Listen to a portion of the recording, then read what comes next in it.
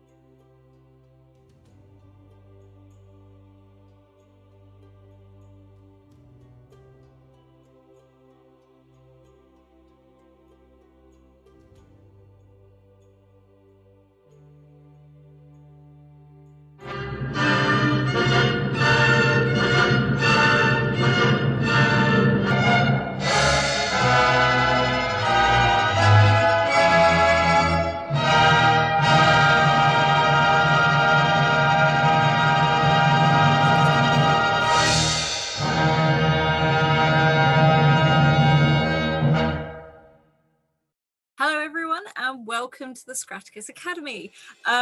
So we left everything a little bit tense last week, so I will run around, do the normal bits and bobs, and then we'll hop straight into it.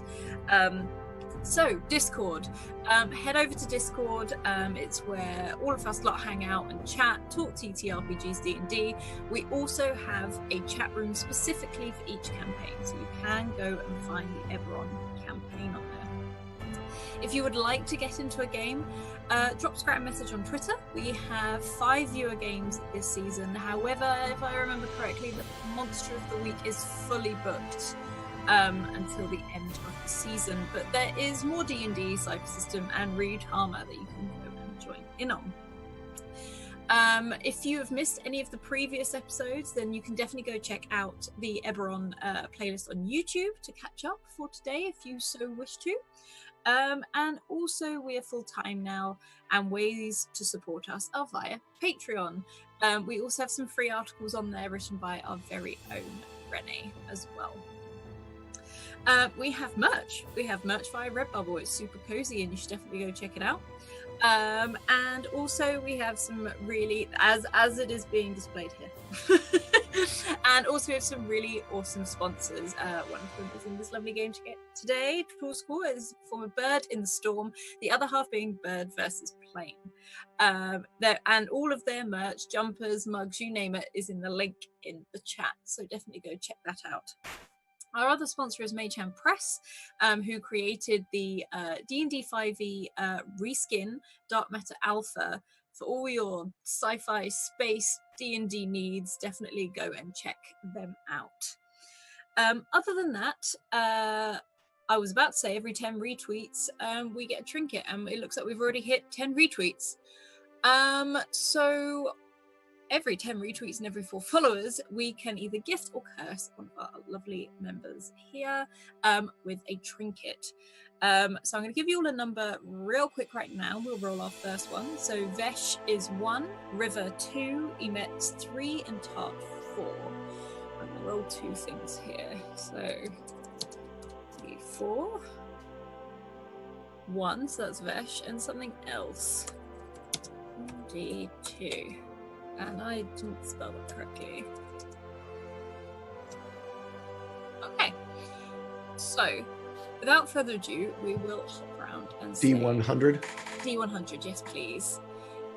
We will hop around and say hello to our lovely characters.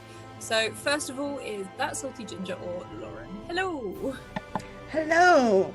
I'm That Salty Ginger, over on the Twitter, she, her pronouns, and I am playing Tart, who's a changeling bard and part of a super sketchy family, and things are happening, and last week didn't smell at all of betrayal. Alice. I know. She's just like super friendly and has never done anything weird or shady in her whole life. Very innocent. Never. And has made a new friend in Tyrant, Leandro, I think. The sweet noble who's actually really bad at what he's supposed to be good at. But then we're going to hop round to Tour School. Hello. Hey, how are you doing? And look at this. 11 months. How did that happen? I don't know. But all these lovely people hanging out here. I am so glad I found you guys. I am playing Vesh, he is kind of worried right now because he was having a nice little evening in this nice cool bedroom that had like dragons on the walls and just gonna get his nice good long rest, and things went weird. But Vesh is a 16-year-old. He is a Galashtari. His Kiori is a storm giant that is also given him his giant soul sorcerer part of himself, as well as his tempest cleric part of himself. And so we're gonna see how all this goes. So yeah. Awesome, thank you. And then we're going to hop over to a Geek Tea Party. Hello. I'm playing River, a shifter ranger. I remembered this time.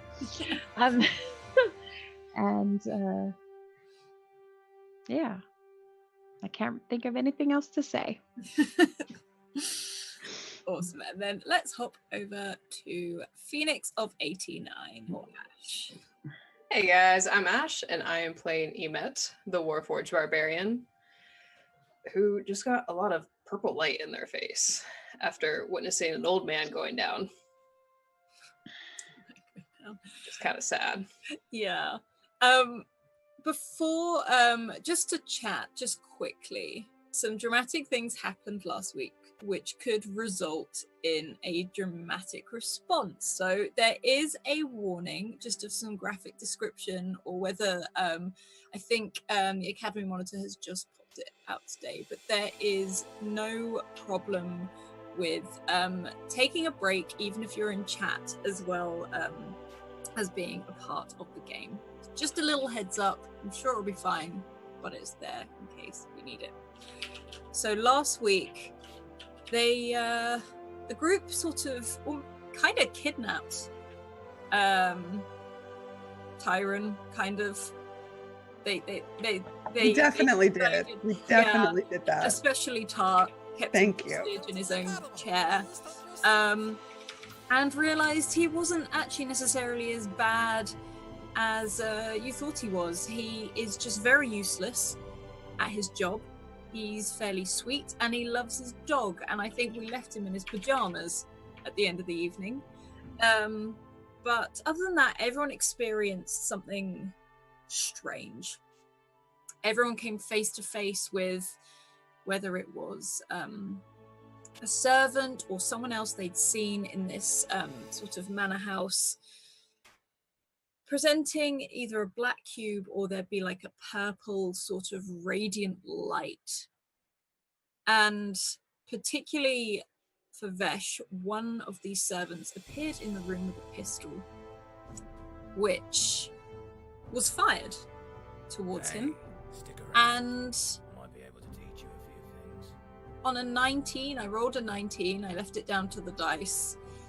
Blue threw himself in the path of this bullet to save Vesh, and that is where we will pick up this. And there is Vesh, you're in this room, you're in this bedroom, which seems to be like this child's room, and you were confronted with this servant with a pistol, and you hear that shot go off.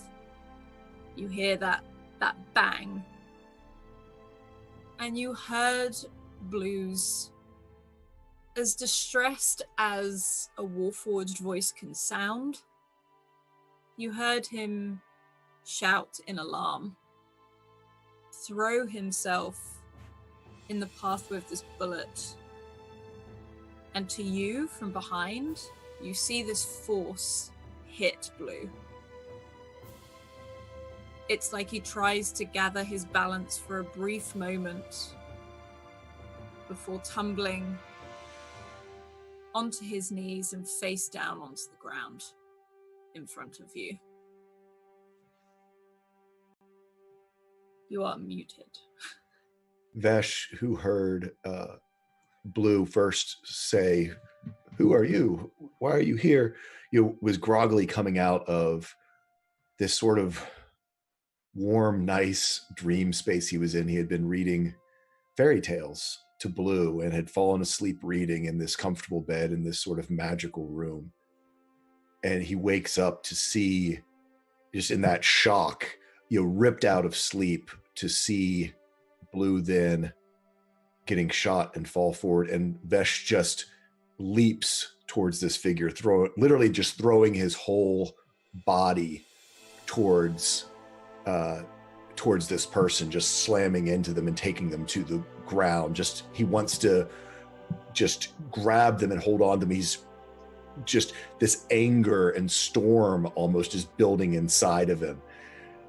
And as he makes contact with this person, whatever body part hits him first, he is going to cast Inflict Wounds.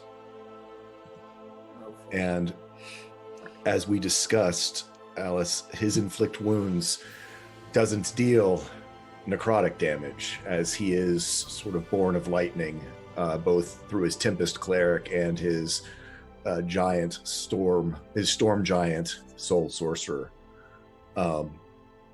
So using his Channel Divinity of Destructive Wrath, it's like a cloud, a thunderclap breaking this storm that has sort of been held at bay inside of this young boy for all of the despair and pain. And he hits this person and just takes one hand like on their face, pushes it in the ground, and he's almost 8 feet tall. So I figure it's almost like he's palming a basketball, over one side of this person's face, his legs wrapping around this person's things. Just, "No, you killed Blue, you killed Blue." And it just, like a thunderclap, this energy comes pouring out of him, as with maximized damage at level 3, 50 points of lightning damage just literally go flowing from his hand through this person's body all the way down sort of the other electrode, which is his ankles wrapped around his feet.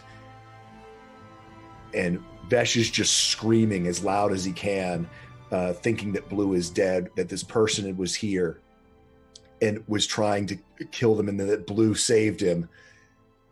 And this electrical current just keeps flowing through him, and Vesh screaming up, yelling, starts to smell as the flesh begins to burn, the hair, as just more and more of this lightning energy just keeps pulsing and flowing through this person, until finally he comes to it. The rage ends like a storm that hits and then is gone. And he looks down and sees this, I assume, just completely fried, moliated corpse. It's a mess, and you were in such a rage almost, and the sound that came from this, you almost muffled the screams that came from this servant. And to be honest, you probably wouldn't want to look at what is left of this person. I think, unfortunately, because Vesh is right there. I mean, he's over top of him, and as he looks down, he sees sort of empty, burned out sockets where his eyes were, hair obviously having caught on fire. I mean, this person was emoliated by this lightning that he channeled through him. And as he pulls his hands away, he starts to shake, because skin, charred, sort of burnt, is stuck to his hands as it was sort of the electrode. And no. And he just starts scrambling back away from this corpse into the corner, trying to get away from what he's just done. This whole assault, everything had gone. It was fun. It was a game. We had a dinner party because it was kidnapping. And when we came in, the soldiers, we didn't have to do anything. And he just sort of starts sitting up curled up in the corner, seeing what looks like this now charred body and its empty eye sockets just sort of looking at him, staring at him, mouth agape, and at what he's done. And he just keeps looking at his hands and trying. He sees Blue there, but he can't even get himself to go over and check on Blue yet because he's just in shock. And your hands feel hot. You've never probably radiated this sort of energy before. And the actual heat and almost like the smell, an actual smell of burning, is probably, it's very overwhelming as you back away. And this room is silent. You don't hear anything. I think he starts doing his prayer that he normally says at night. So in Giant, Best heart, him at Blue, strength of old, both bold and true. Watch my sleep till dawn arrives. Darkness flees where good heart thrives. Best heart, him at Blue, strength of old, both old and true. Watch my sleep till dawn arrives. Darkness flees. And he just starts crying because he can't even make it through the whole world with his words himself. As you do, there is this silence in you. It's like you hear your own voice echo in your head over and over again. There's nothing. You don't hear anything outside. You don't hear servants walking up and down the hall. And you don't hear Blue at all. I think eventually, as he comes around to do 4th or 5th time through Veshtart, Emmett, Blue, Blue, Blue, and runs over to try to shake Blue. Suddenly something else is breaking through. Blue is heavy. He is face down right now. Are you trying to turn him over? He'll try, yeah. You roll me a athletics, please. You're actually good at athletics. Come on, buddy. Yeah, 10. on a 10, it's like it takes you a couple. I'll actually use a reroll. Yeah. Yeah.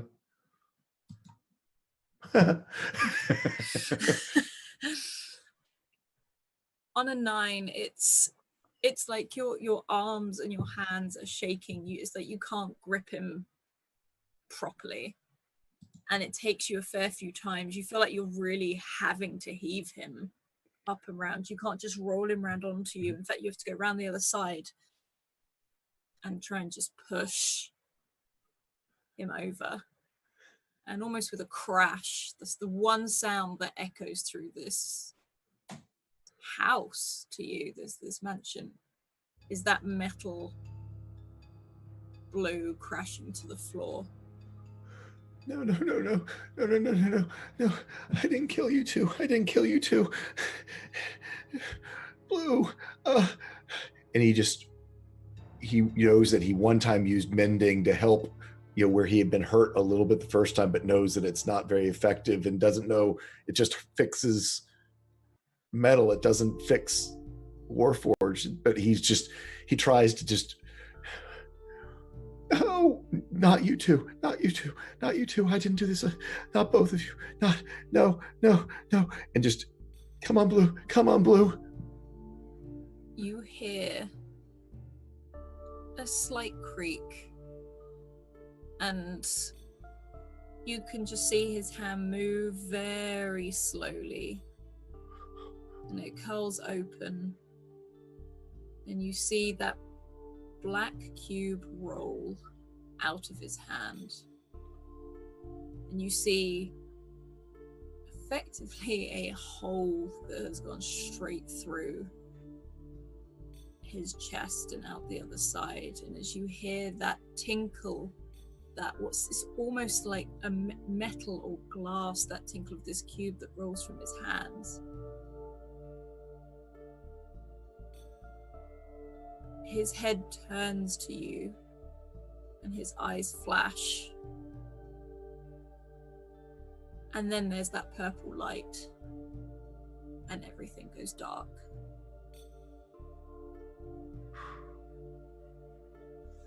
All of you, after you've seen this purple flash, it's kind of disorientating. It makes you feel a little bit nauseous, and it's like all of you hear this bang, this gunshot echo, even though you're nowhere near the room. You hear Vesh's voice over and over again. Blue, just keep saying it. And it feels like you're tumbling. And Emet, you feel like your eyes open, and something you've never felt before, they feel like they're heavy. This is a really surreal thing for you. You feel like you've been asleep. Something Emet has maybe never even experienced, probably has never experienced. But you are laying down, and you look up. You look up at trees and a blue sky.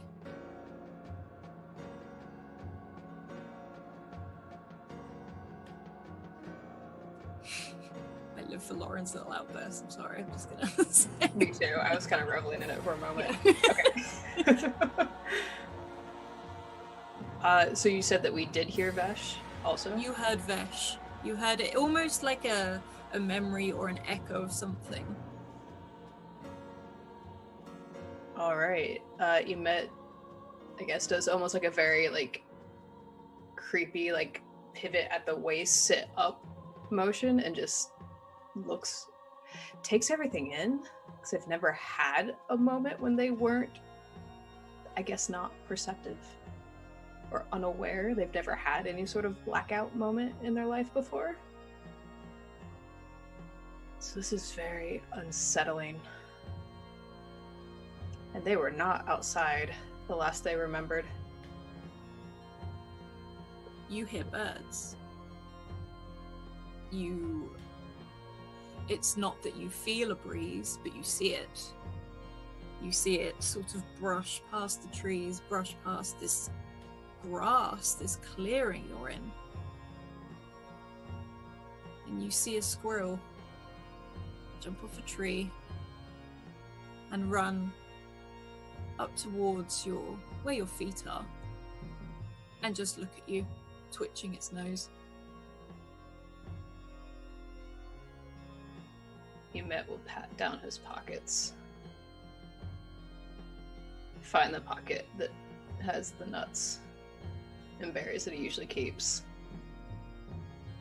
and pull them out and kind of like sprinkle them near like his knees, so not too close to it, but try not to startle it, very slowly.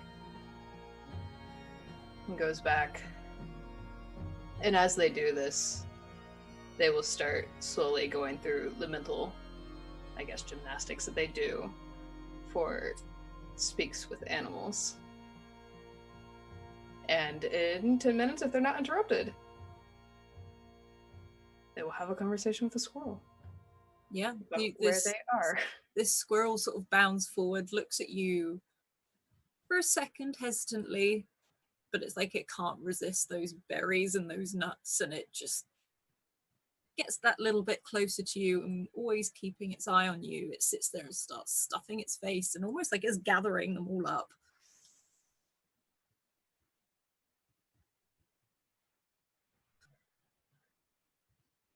Are there other living beings around? You can see birds. You can see insects buzzing around. There seems to be quite a lively place. You can see a few more squirrels climbing up and down the trees, almost chasing each other. It's actually quite a serene Looks like we sort got a of new feeling. friend. You feel like you've been here before. This feels like your forest. That was my next question. Do Hello, I recognize? Rachel, and thank you for the raid. We've just started, and it's all gone a bit crazy already. But this is your forest. This seems to be your forest. This seems to be your squirrel.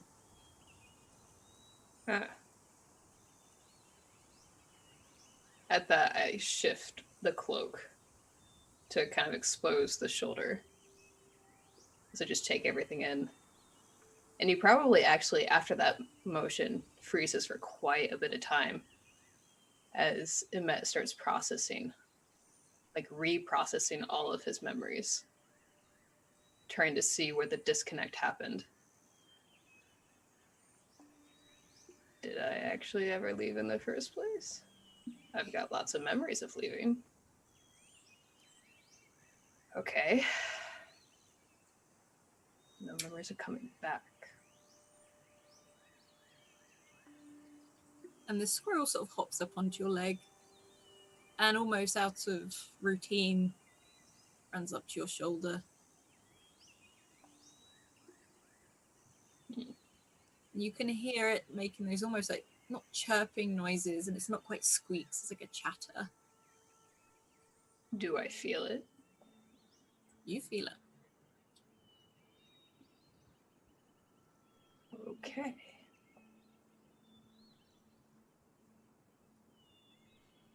At that, after taking all that in, Emet will get up.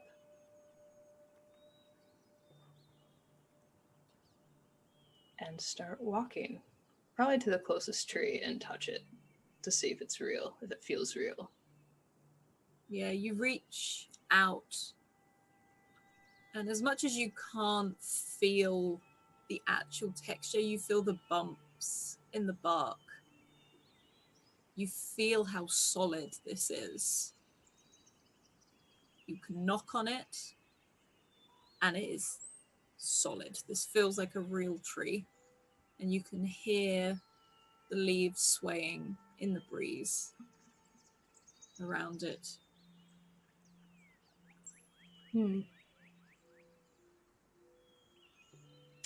And Emet will try, because I don't really know how it works, but Emet will try and reach out to Vesh. It'll be very quiet at first. It'll just be more almost like a whisper as they stand there, like trying to feel this tree. Just be like, Vesh. Vesh. All you hear, well, actually, roll me let's have a look. A perception check, please.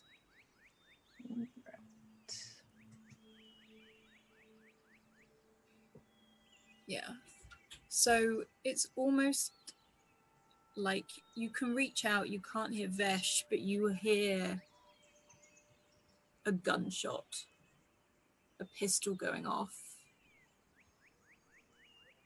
You hear weeping. You're not sure if it's Vesh, but it's a young child person. And it's so faint, you almost have to stop and close your eyes to really reach out and listen.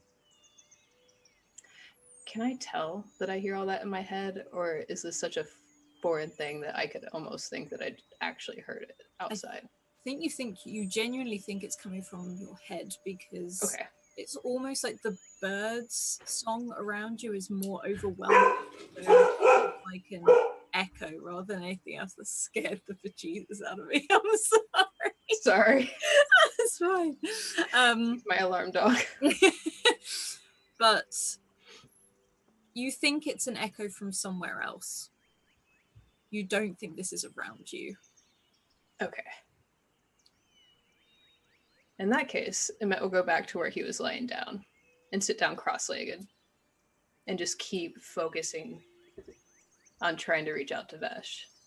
Something's happening. They have no idea what or what they're doing, but they will keep attempting to reach out to Vesh. And you sit there, and the squirrel sort of almost takes a seat in front of you and looks at you. And then it turns and starts to bound away out of the clearing.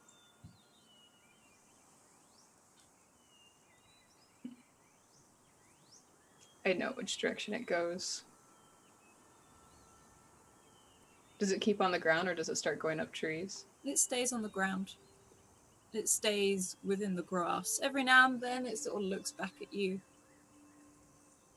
as it bounds away, carrying some nuts and berries with it as it goes. It looks like it's trying to scoop quite a few up on the go.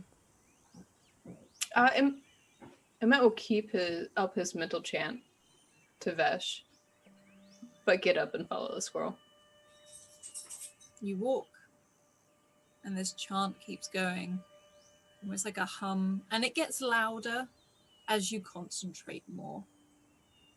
And you walk through this woods, and it's exactly how you remember it. This feels like home. This feels like where you were. And then beneath your feet, you hear a crunch.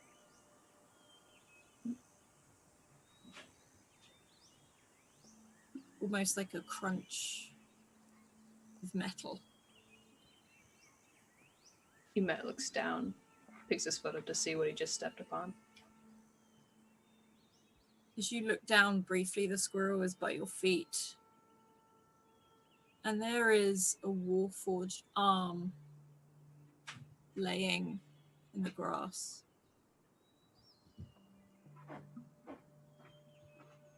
Is it an arm that would badly fit a blue? Would you like to roll a perception check?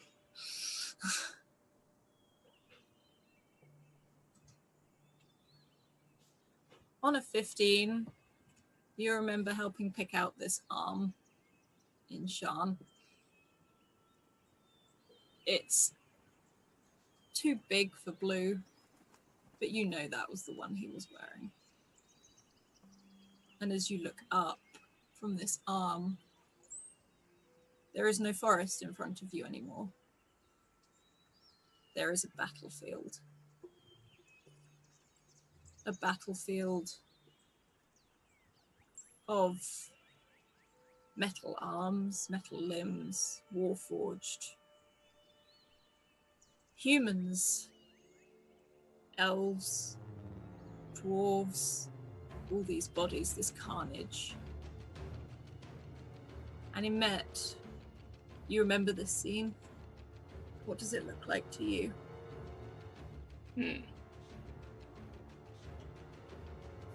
This wouldn't necessarily be like the last battle he fought in, but probably the last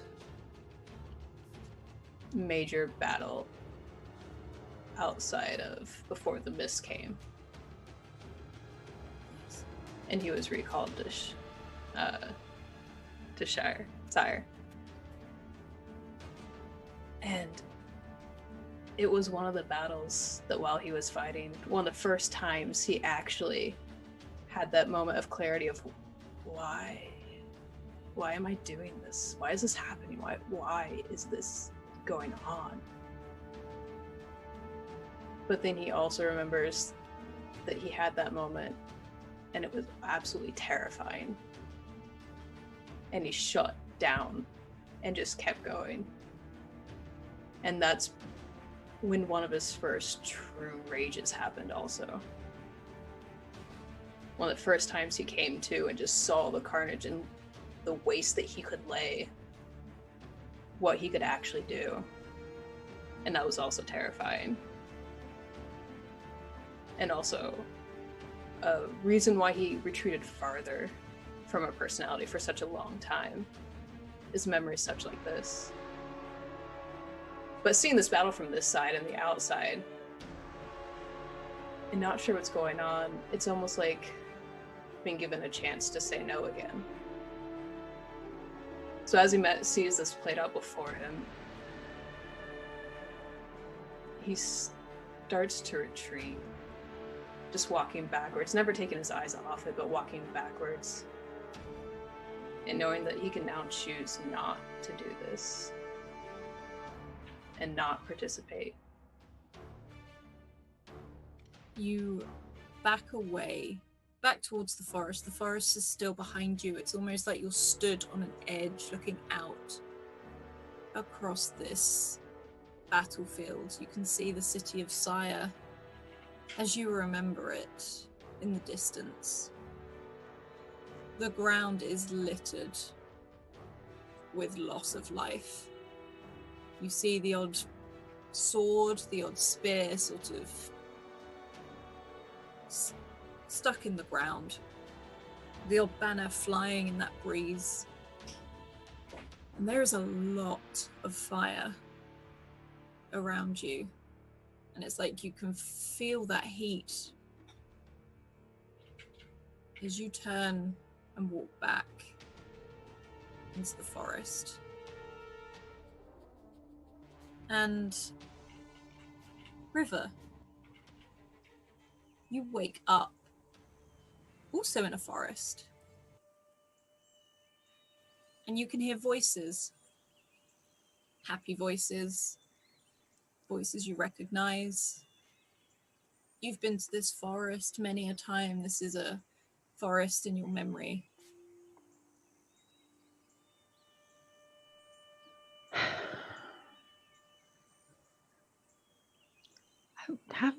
How did I get here?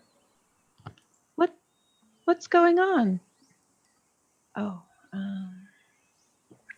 I can't remember the dog's name. I'm gonna look for the dog. The dog is not there. You seem to have sat in this clearing yourself, and you can feel that hot sun on your face. It's like a summer afternoon, one that you know very well.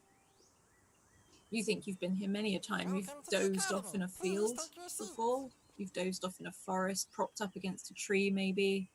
I can smell the apples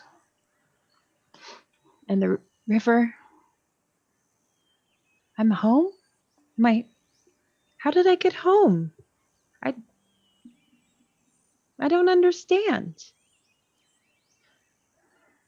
And you hear splashing and laughter. Through the trees, you can't quite see anything, but you can hear it. So I'll get up slowly and start walking over to the river and very confused about whether or not this is real, how I got here, And you, kind of smelling around. yeah, you can smell everything you smell is familiar. In fact, that grass, the dirt, the flowers that sort of surround you in this forest, you can Wow, smell it that is all, and that freshness beautiful. from the stream that as you approach, you see your family, you see your brothers, your sisters. They're in this river and they're splashing each other. They're laughing. And you can see almost like a picnic that's been laid out on this riverbank. You've done this many a summer.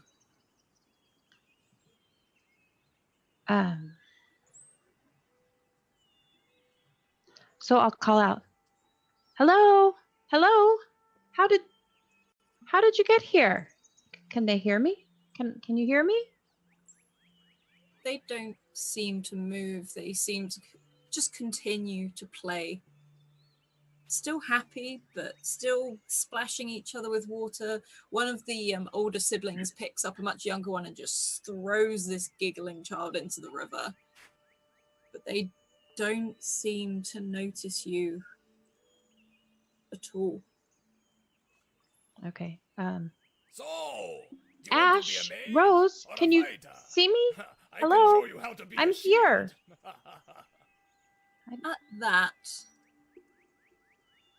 the youngest stops and turns and looks in your direction. Oh! And holds out a hand. Come on.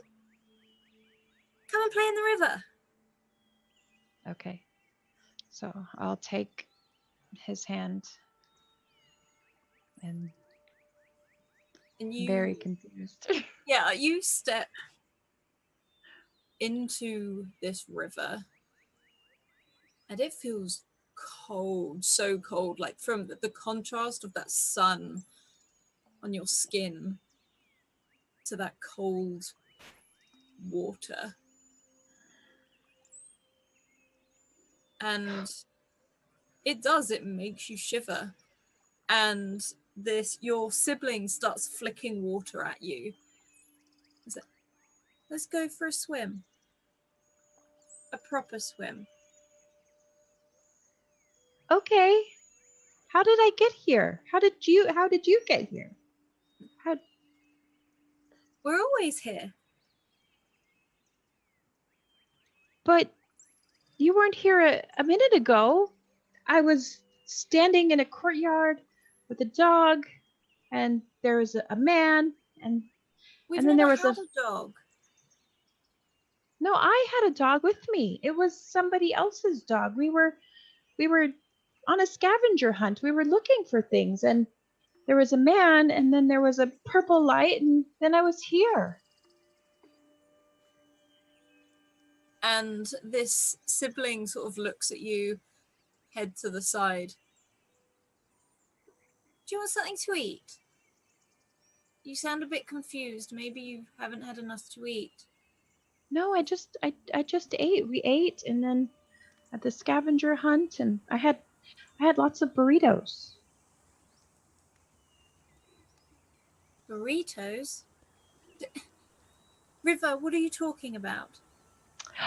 Oh, it's I'll show you sometime. It's my new friend introduced me to them. They're really delicious.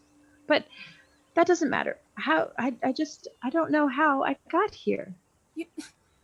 We've been here for ages. It's summer. This is what we do in the summer. No, I know this is what we do at home in the summer, but I wasn't at home. I was on a journey. I was out exploring, remember?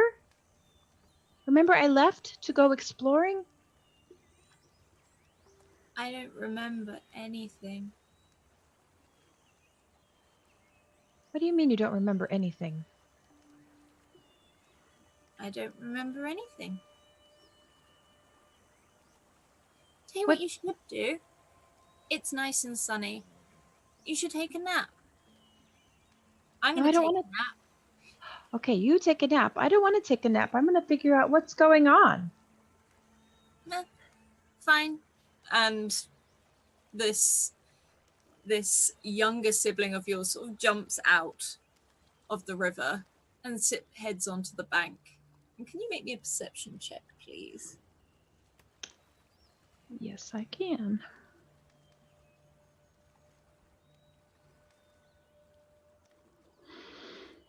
On a 14,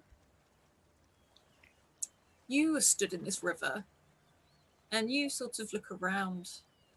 And in the distance, quite far away, you see Emmet walking. Just walking in a straight line.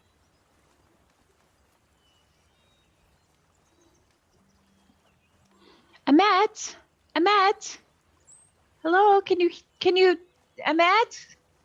Can you hear me? Emmet, you can hear river somewhere. And this doesn't sound like Vesh's voice. This sounds like this is around you. This is close. Emmet stops.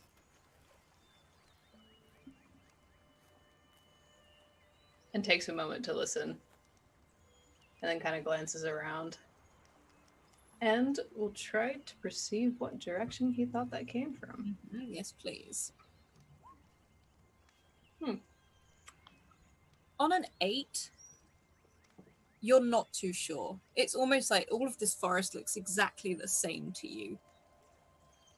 And you look in the direction you think you heard the voice. And you can still hear river, but you cannot see them at all. And I'd like you to make one more perception check for me, please. Also, I believe some rerolls have been gifted. Let's just have a quick look, just because I'm checking. Thank you, Kentucky Hawkeye, who donated a reroll for Vesh and Emet. So both of you have one. On a 12, you see a river. Not the river, a river. And you see shadows playing in the river. Huh.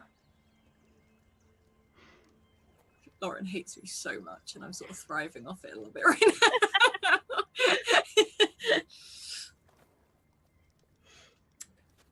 Can I start walking towards Emmet? Yeah, you can start walking towards Met. And you get closer and closer. You're about 10 feet away from each other. Emmet, you don't see River. You can hear her.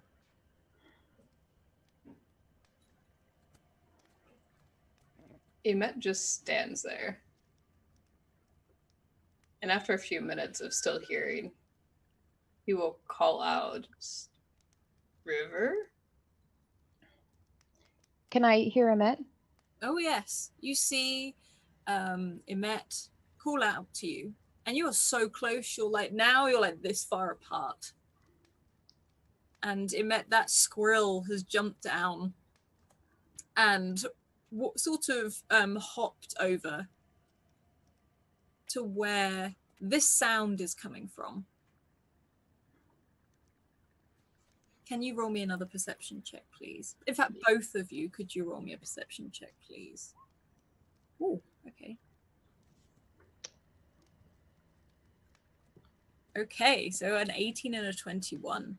On an 18, Emet, it's like out of the blue, River appears in front of you, just straight away, less than 4 feet away from you. And River, you don't see a squirrel. You see Emet. You see this huge spider crawl off the back of Emet and down, and just moves past you back off into the forest. So at that, Emet was standing perfectly still, trying to figure out what is going on. So when they saw the squirrel jump off, they were about to take a step forward when all of a sudden there was a river right there.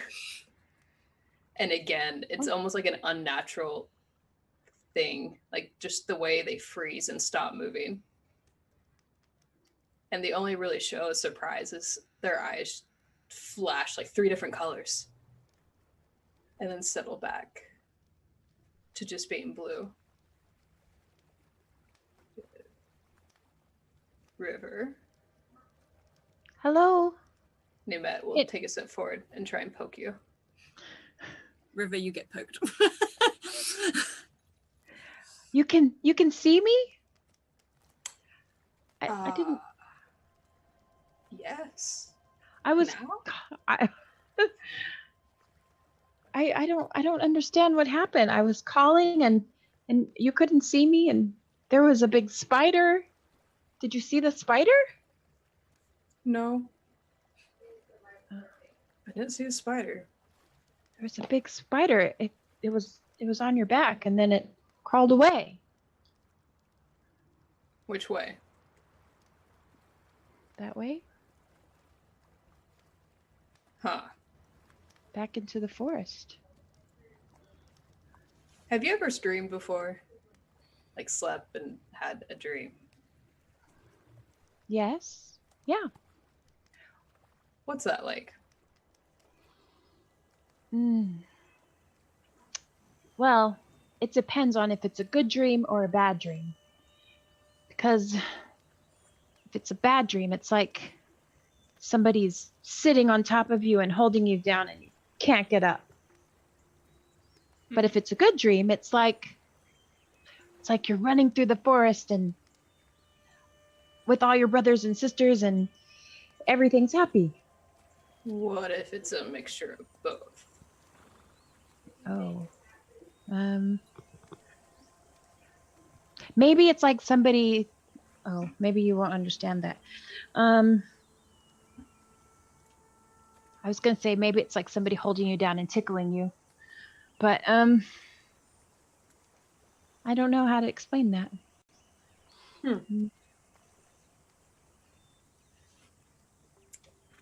I think I'm dreaming. Me too.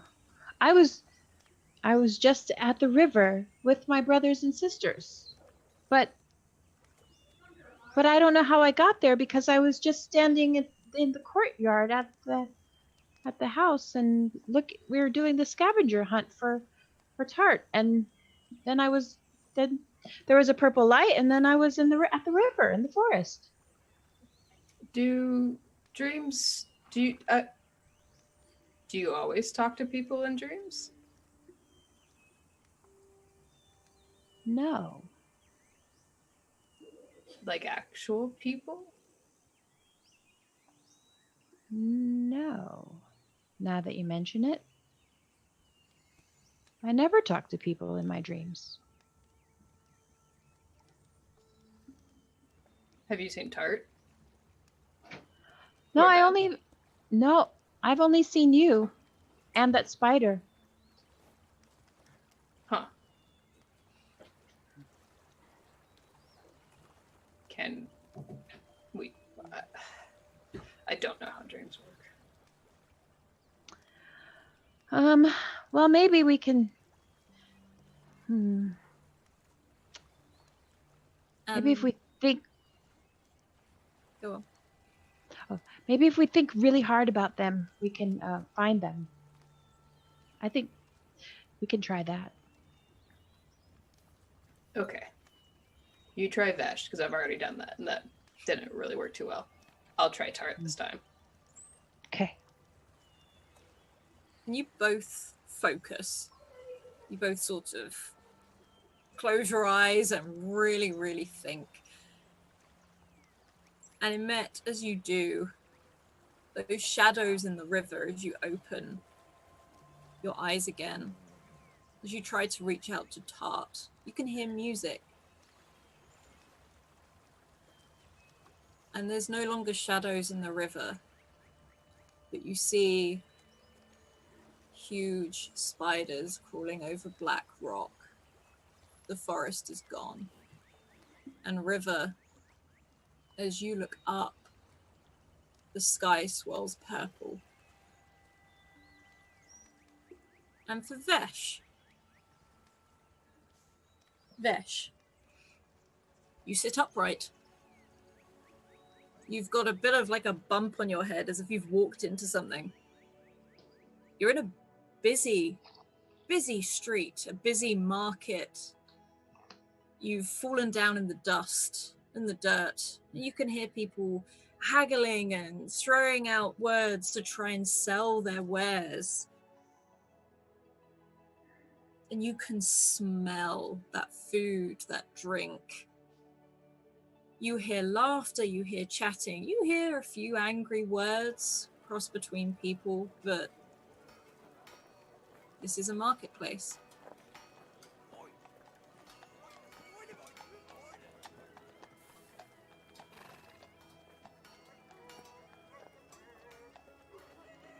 Do I recognize it? Could you roll me a perception check, please? You have no idea where you are on that one. Is it a small village? Is it a big city? Is it towering buildings? I mean, just to even see around me, or can I not even? It's almost so overwhelming. You can't see any tall buildings like reaching up into the sky. You think this is more of a town. Okay. You can see cattle and livestock being moved around. It's a busy town. If it is one, maybe a market day is actually going on. So Vesh tries to get up and is so confused. He's just, I think he's turning around in circles trying to figure out what's going on.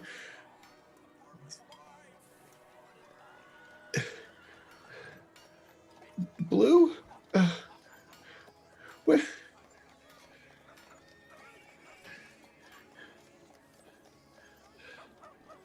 He checks to see if there's any blood.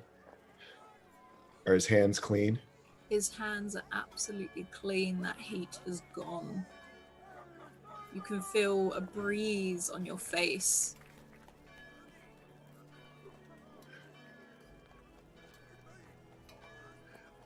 I think he's still kind of trying to walk down the way and spinning in circles. And hello? Hello? Where am I? Anyone? He looks to see remnants of destruction he may have caused. There doesn't seem to be any at all. You get people sort of look at you and keep going. They seem to be very busy. You know, some people are carrying, well, some people are rolling barrels, big baskets, you know, piled up with wares. But it's not that people don't notice you. It's that you're not in the way.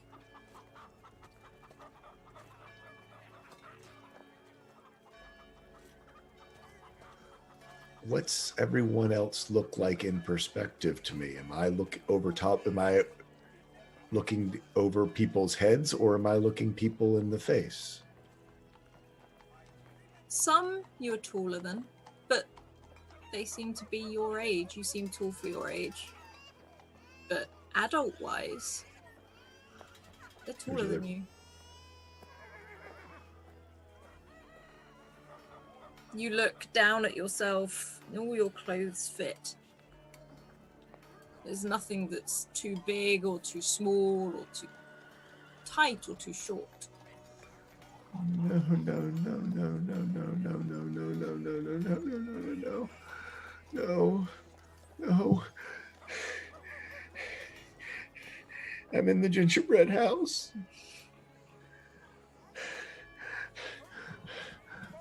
Ugora.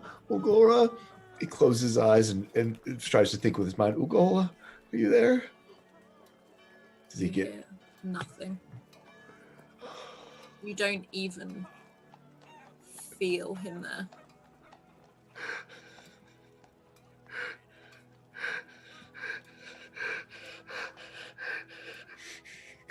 Alone. They've got me. They've got me.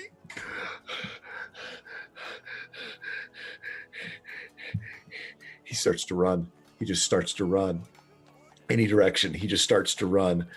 He intentionally starts knocking things down as he runs. You knock things down. People don't react at all. You move barrels, you push. There's a woman that's walking past with what looks like a pile up of some sort of fruit. You crash into her, and the basket leaves her hands, and this fruit tumbles down the pathway you're running. And she keeps walking as if her arms are still full. He picks up some of the fruit. I ruined your fruit. Don't you see? Don't you see? I ruined your fruit. I messed it all up. Don't you see? Don't you see? And she reaches out and puts a hand on your cheek and sort of like rubs it and smiles, takes the fruit, puts it in the basket, and keeps walking. No! Emmett, Tart! Somebody! And he just keeps running and trying to get away. You run for a long time, and I mean, is it like in a dream where he's not? it's like it's recycled, the same scene over and over again. You can take a left, you're back at the beginning. You take a right, you're back at the beginning. You turn around, there's that woman with that fruit again.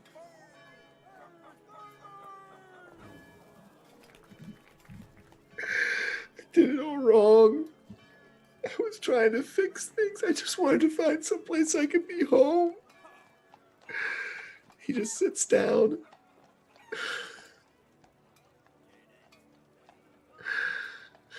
Could you roll me a perception check, please?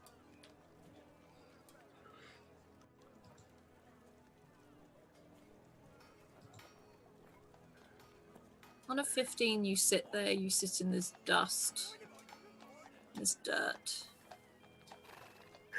To the left of you, you see an empty stool.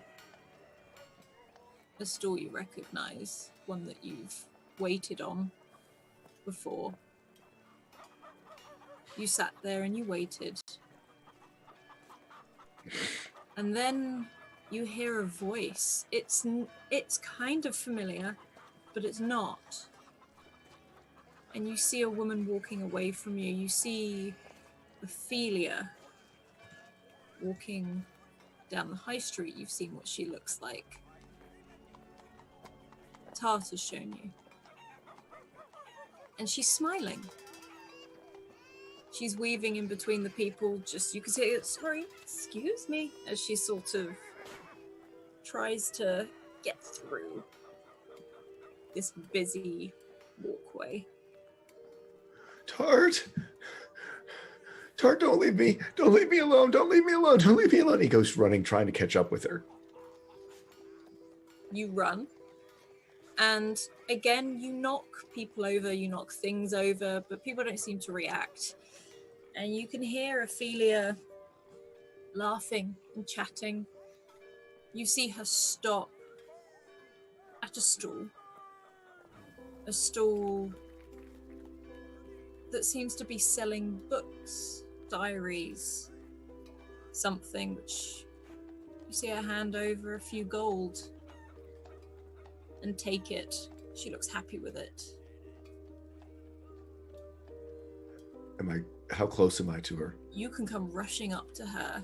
Yeah, I lunge at the book to try to just rip it out of her hands to try to get her to see me. She's like, oh, gosh, you all right? Are you lost? As she sort of looks down. Tart.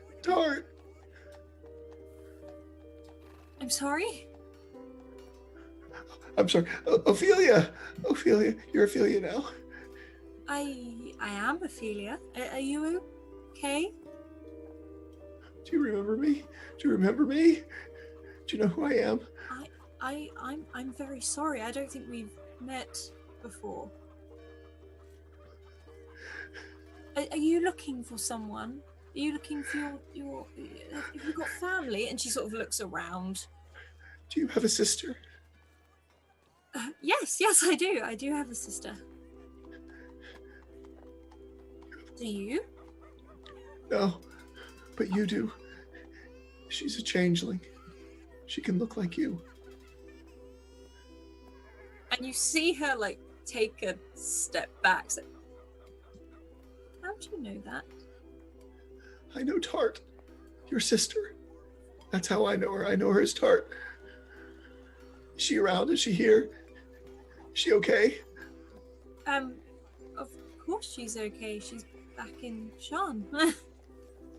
Where are we? Well, Where's this? and she sort of pauses for a second. You know, I don't know. Hang on. What's your name? He starts to back away from her.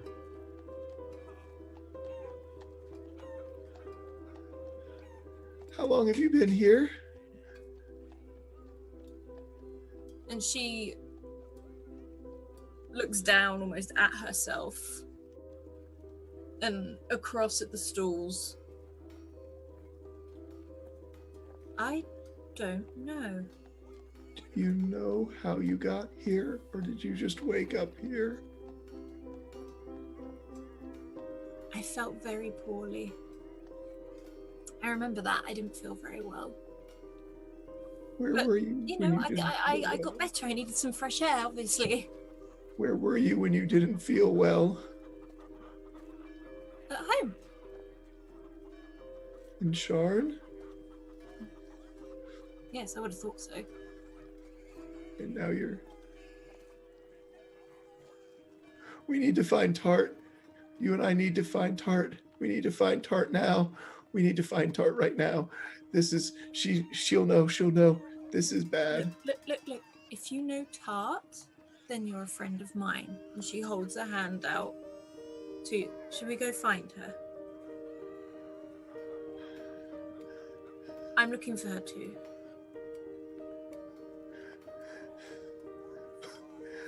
But are you How do I know you're not a trick? A what? We're in the gingerbread house. It's something that's supposed to be good and seems good, but it's always really bad. And you might just be part of it. And she stops and she looks down, almost as if she's confused now. She's thinking about things.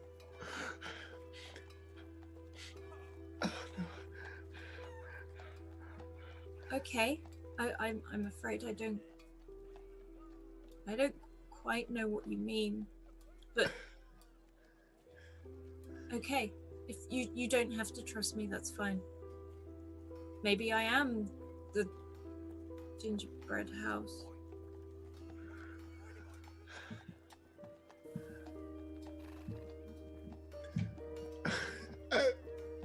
We should find Tart. I don't think I'm going to hold your hand if that's okay. That's fine. I shouldn't have offered it. Rude, I don't even know your name. That's what you're supposed to do. It would have been the nice thing to do, but I don't know what's nice and what's good and what's bad and what's wrong. Well, I know someone who can help us find her. I'm not sure if we can... Well, I tell you what. I'm going to go in this direction. If you want to follow, you can follow. If you don't, that's fine. But could I have my diary back, please?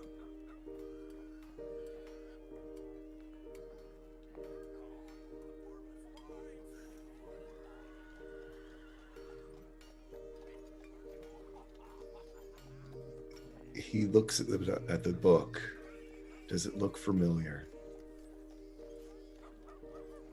You have seen Tart read this book. Maybe once or twice. It's not something she does openly. Yep. You might have seen her flick through a few pages. He hands her the book and grabs her hand. I know She who takes the book. you are now. Oh. Come on then. And you start to walk. And you walk through this market square. And this time it changes. It doesn't lap. It doesn't keep going. That you can hear that woman with the big basket of fruit behind you, but you don't see her again. And you walk for quite a while. You walk past stands. You walk past people selling cattle. And the market thins out. And you look up to this blue sky. And it's almost like you're on a cliff edge. It's like the ground just stops. And you can see it looks out over a huge jungle, this dense just forest, which reaches high up into the sky. But you're looking down on it. And you hear Ophelia whisper your name briefly and squeeze your hand. There she is. She'll help. And you see another woman stood there on the edge of this cliff face. And she turns round and holds another hand out as your mother stands there, looking back at you with a smile. It's like she doesn't see you at first. She sees Ophelia. And Ophelia walks forward and takes her hand. She's like, "This is Vesh." And the woman pauses as if she's trying to remember something. And she looks slightly confused, but then she smiles. "I know."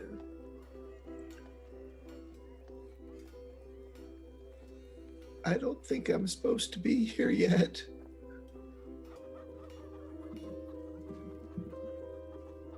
We're gonna help you find Tart. Okay? Yeah. And we are gonna hop over to Tart. Tart. Hi, Alice. Hi, Lauren. Long time no see. You wake up in your bedroom. You wake up in your bedroom. And you feel like your eyes are quite heavy. But this is every bit your bedroom.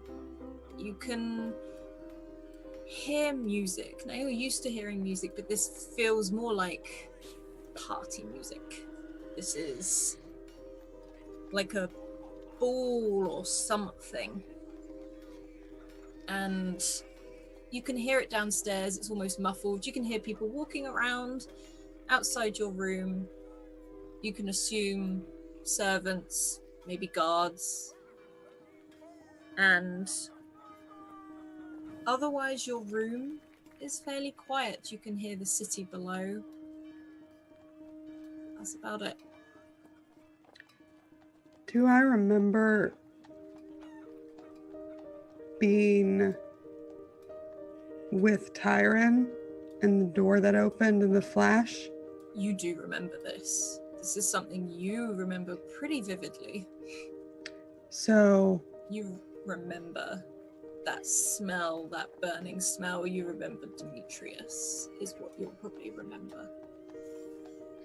I sit straight up and glare around the room. I check my cuff. It has my crossbow to make sure it's still there. And that's all she checks. She doesn't fuss with her hair or alter anything about herself like she usually would when she gets up in the morning. And she swings her feet over the side of the bed and just looks around. I don't find this amusing.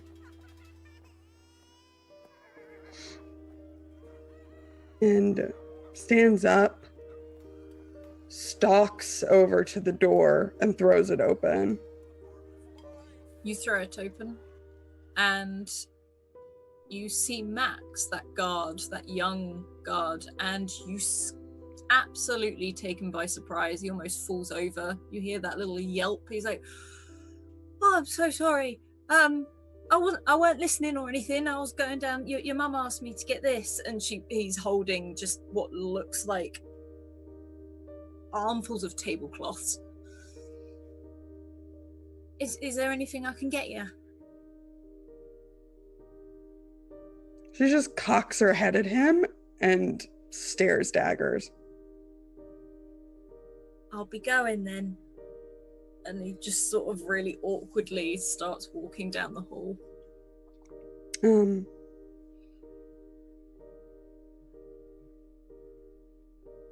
She's gonna go down the main staircase. Yeah, you walk down the main staircase. You've done this route so many times before. You see a lot of waiting staff and some people that you know very well. You hire them when they come to run parties. You see a lot of caterers. You see some flamboyant dancers, and you can see out of as you walk down into one of the main halls off to the left, you can see the ballroom, and you hear that music louder than ever before.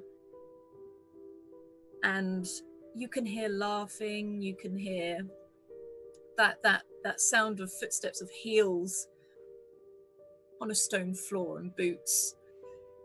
And you hear the clink of crystal glasses. You hear the silver trays being carried by the servants, meandering through, and you know every item of food that is going to be on there.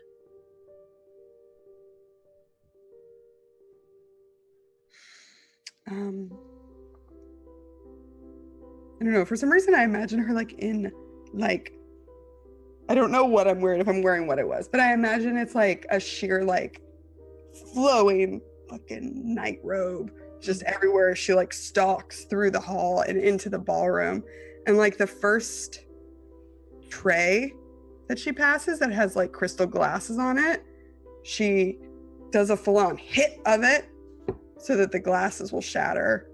Yeah, can you roll me what would you like to roll for that? How are you doing this? Is this pure aggression or?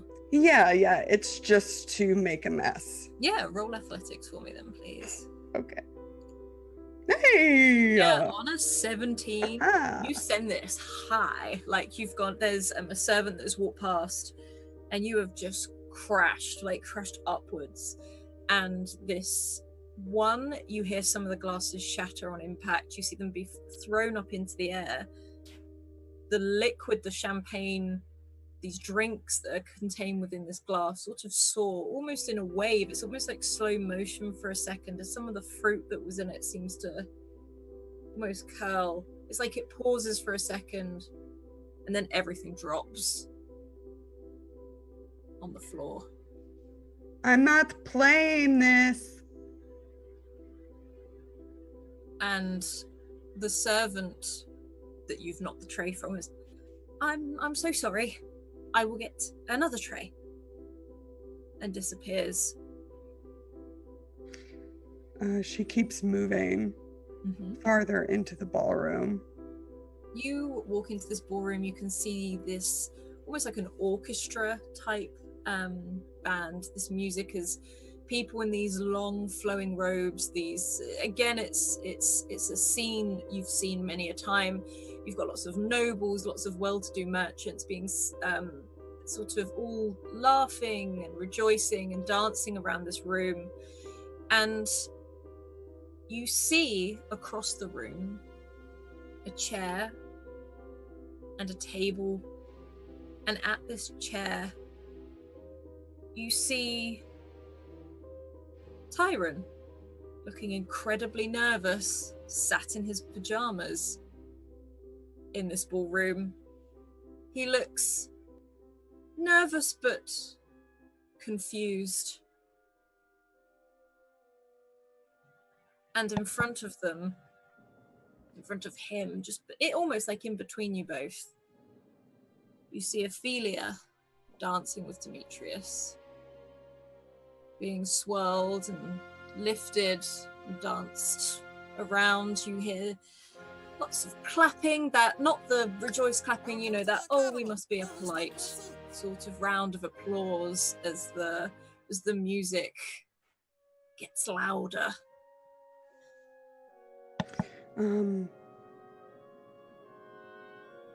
As she sees that,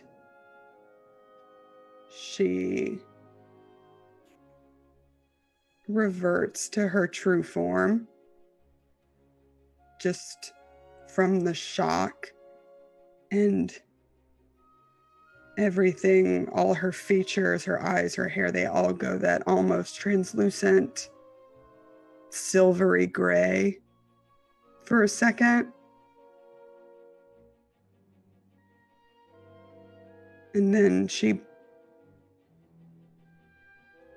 I don't know if, I think it stays like that. And she shakes her head, and the color slowly starts to come back as she strides over to Tyron, keeping an eye, though, on Demetrius and Ophelia. He stands almost immediately for you walking towards him. It's almost like it's clicked for him.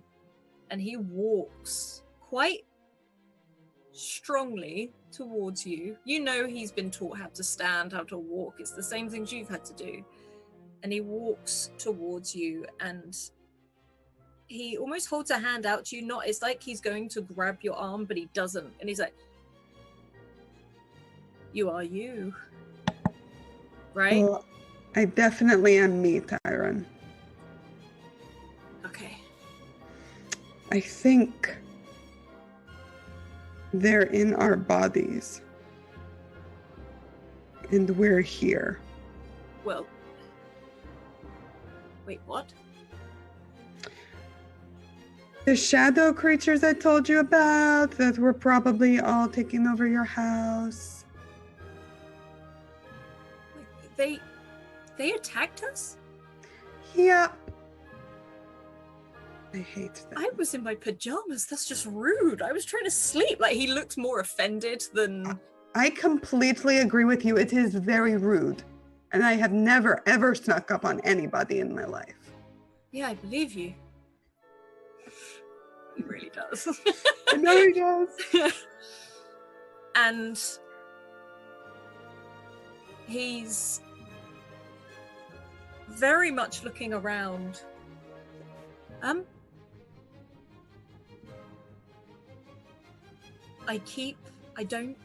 of them have voices apart from those two. And he points over to Ophelia and Demetrius. I don't know what they're saying.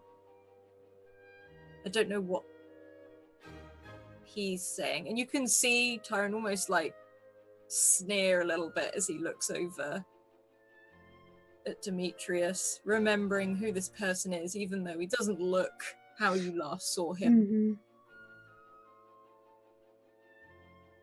And it's almost like Tyron suddenly gets a boost of confidence. He stands up a little bit and he offers you a hand. Should we go find out what they're saying? That was exactly my thought, Tyron. I take his hand. He does that sort of bow with his head, and he starts to spin you himself, almost like he is following the pattern of the people around the room. And yes, go on. 2 questions. Does he seem like himself? He seems a little more confident, but I don't know if that's because I'm with him or because this is more his scene, even if it's a lie. You roll me a perception check, please.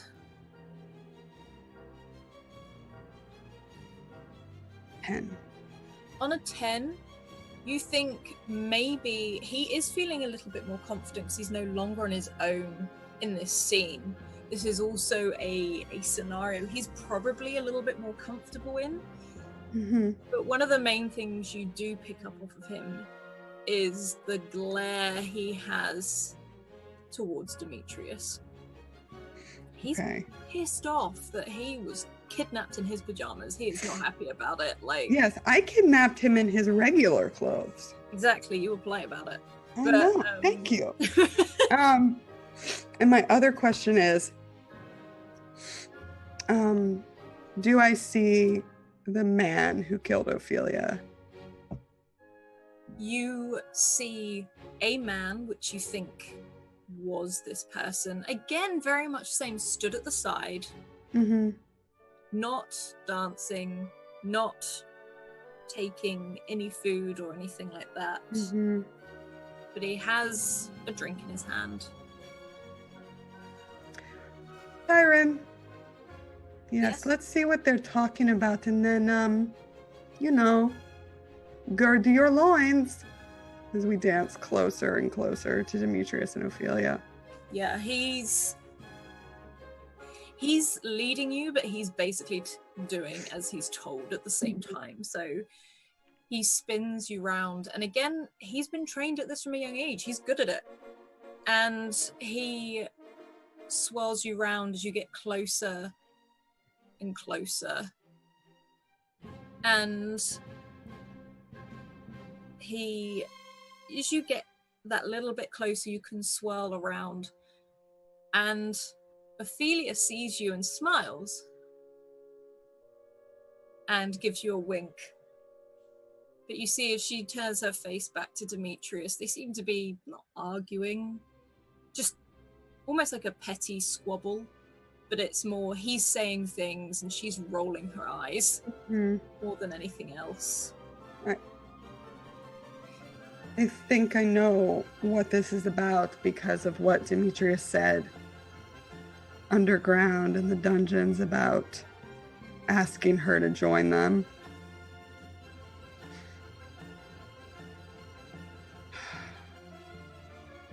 Can I hear anything else? It's more her expression. She looks like she wrinkles her nose up. Mm-hmm. And look, you can see her pause slightly with this dance, and he grabs her again and pulls her around. And Tyron looks at you, is like, which one do you want to dance with?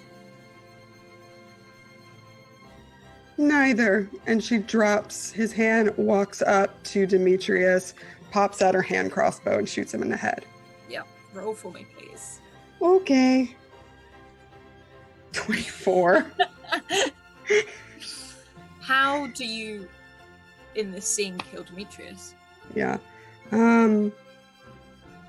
It's like she's seeing red as she walks up. I mean, she just holds it to his head and not even hesitating, just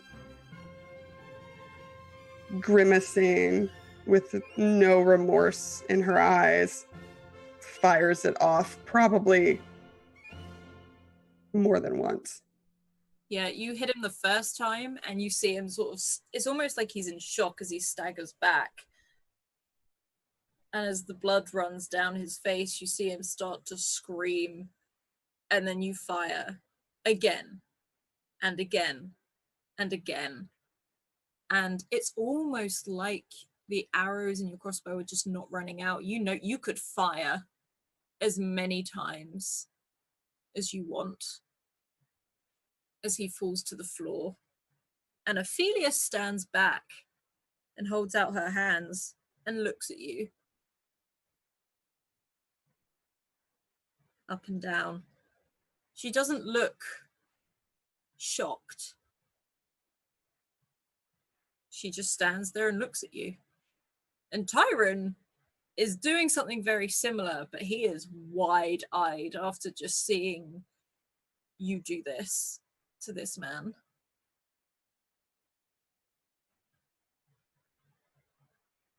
What do you do?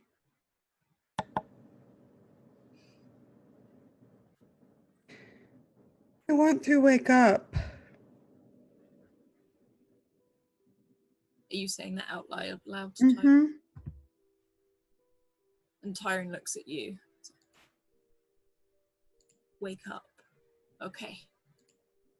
And it's almost like he's following you lead. He's like, we've done it. We can wake up now. Like, he's trying to, and he actually starts walking around and just knocking vases over, flipping trays, doing all of these things.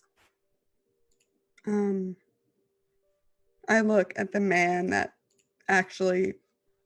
was Demetrius's man who put the poison in her glass. Mm-hmm. Is he doing anything, or is he still standing there? He's stood there, almost like frozen, like you've interrupted something. You've interrupted a pattern. Mm-hmm. He is blinking, he is moving, he seems with it, but it's like his actual body is waiting for the next step.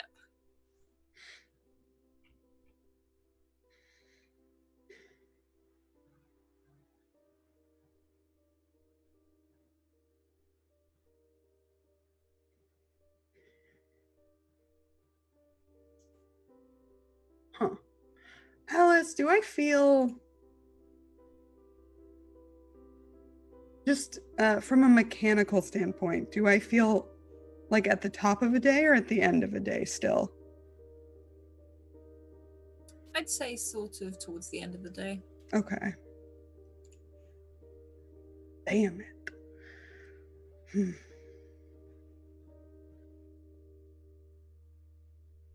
From the back of your mind, almost, it starts off sounding like it's at the back of your mind. You hear, Tart?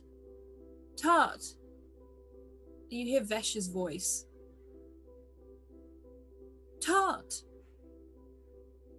Vesh? Vesh, you hear Tart's voice from this cliff face you were stood on, but you're no longer on a cliff face.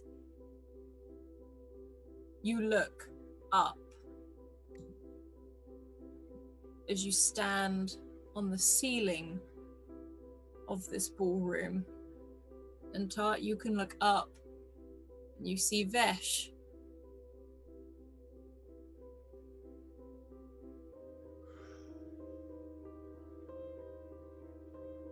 Tart, what are you doing up there? What are you doing up there? I think we're in the gingerbread house. Oh, that's what I thought too. High five.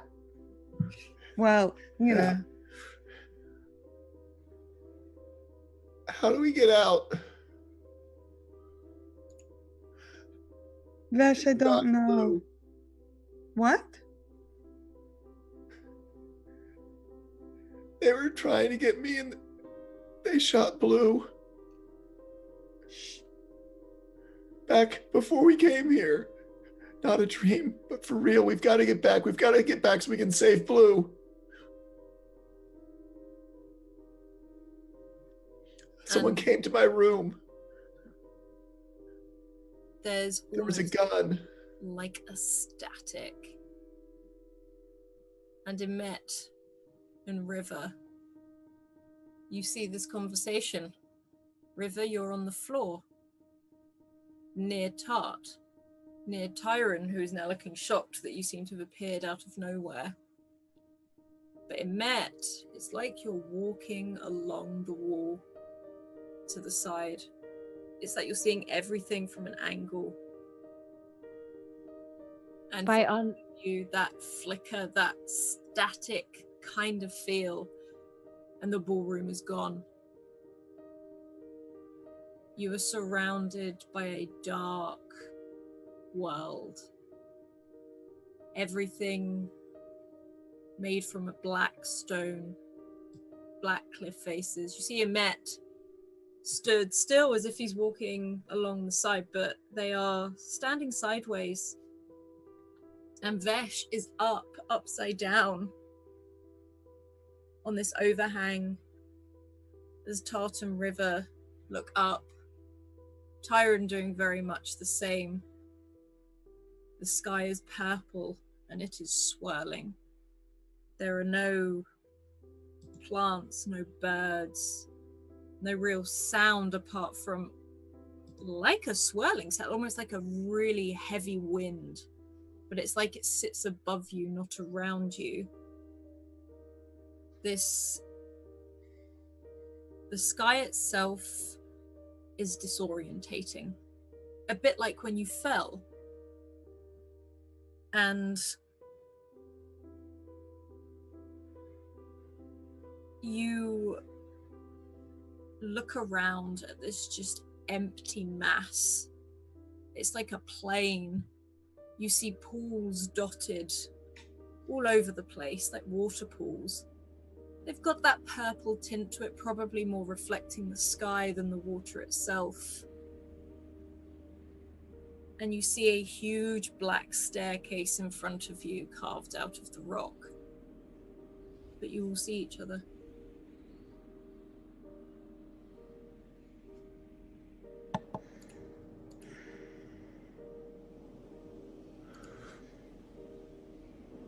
We're in. I'm dreaming. We're in the dreaming dark, I think. Don't think it's like real dreams. Because, well, I don't dream. Kalishtar can't dream. We're severed from our dreams. And I don't mean to intrude, but I didn't think you could dream either, Emmet. I don't sleep. Right. So I don't think this is just... I think we're trapped. I think it's a trap. I think it's the gingerbread house. Or, well, it was, and now it's this. I don't dream either.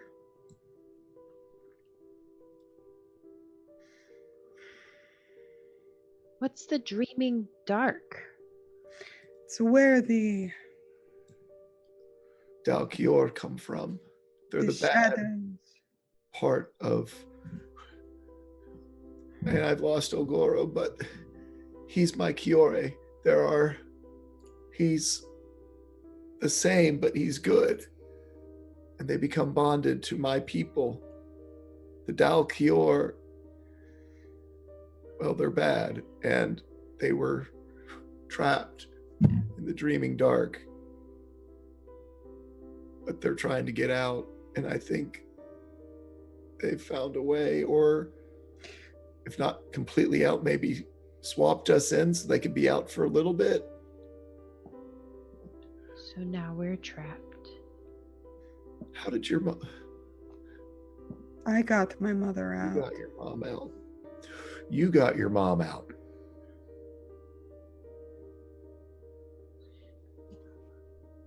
Oh.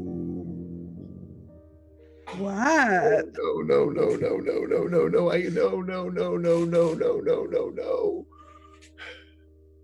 no. No. Vash.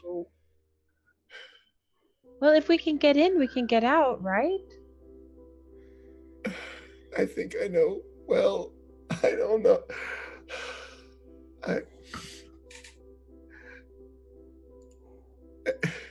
I did something really bad right before I came here, and now I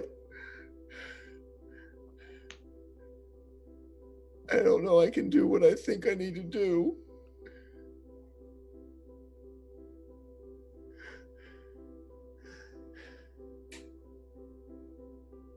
What did you, when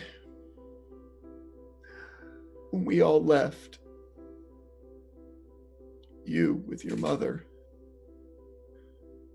and the dark man inside your mother. You scared him. Mm-hmm. Scared him away. You being you affected his mind so badly, he ran.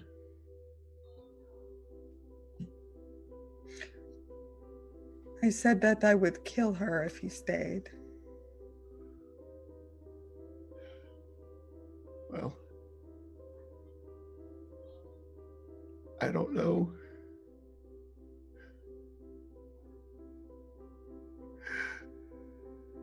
It's not a game. This isn't a game. I don't know if being clever is the right thing to do. Vesh, if you are thinking what I think you're thinking, it might make sense. Because they can't. If they could exist without the person's essence, then they would just get rid of it, not store it somewhere.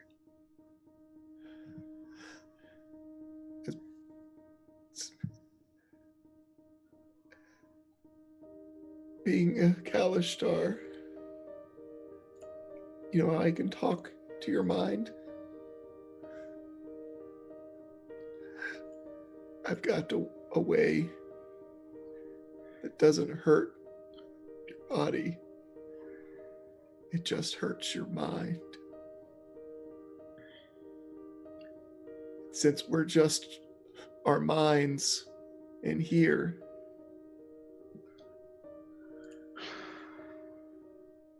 maybe that will wake you up.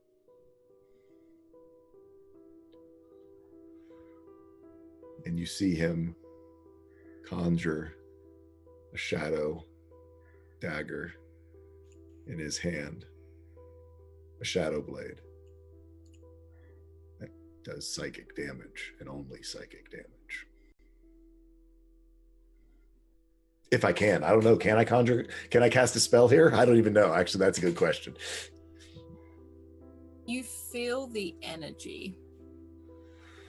You feel the energy in, it's like it's flowing through your body. You feel like you're reaching out for it in your hand. And then you feel the ground shake with footsteps. Again, that doof, doof. And over in the distance, all of you see a giant wandering, pale, grey skin, hollow eyes, just wandering. Looks lost, looks confused. It's very grey scale. And Tart, you feel Tyron next to you. There's someone over there. Yes, thank you. It's a huge giant. No, We can. no, not the giant. Oh, And he really awkwardly does a over-the-top gesture. And on where? huge steps, there's someone stood there. A woman. Just stood there.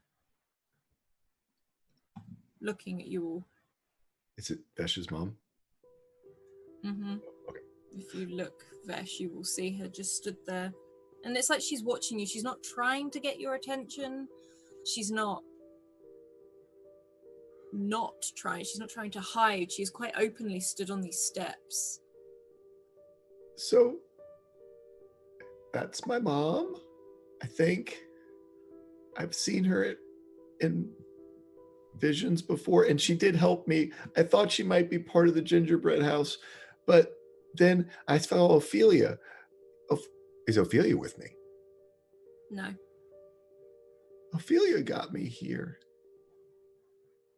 I knew it was her because she had your diet. Well, you she had the diary your book. She had your book. It was because it was hers before. Ophelia brought me to my mom. My mom brought me to you. But so I know I'm really always very hopeful and assume that giants are friendly and stuff, but I also know we're in the bad spot, so that it could be bad too. But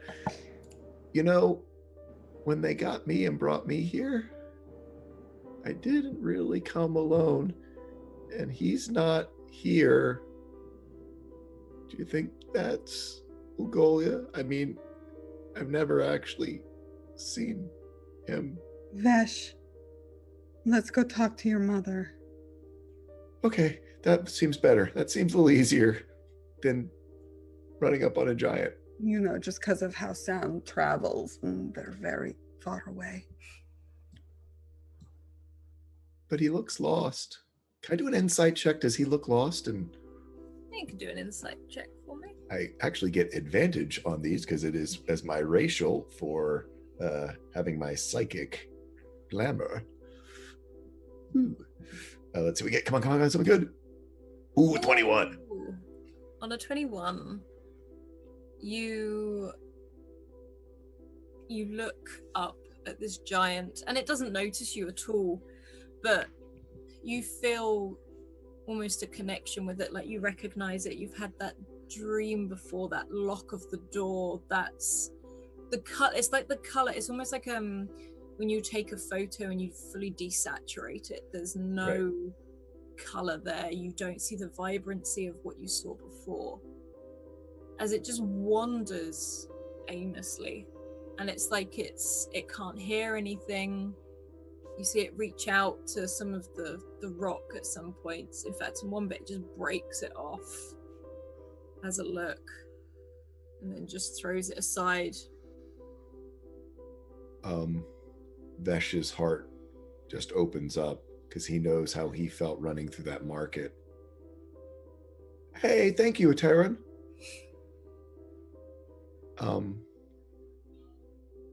He's all alone.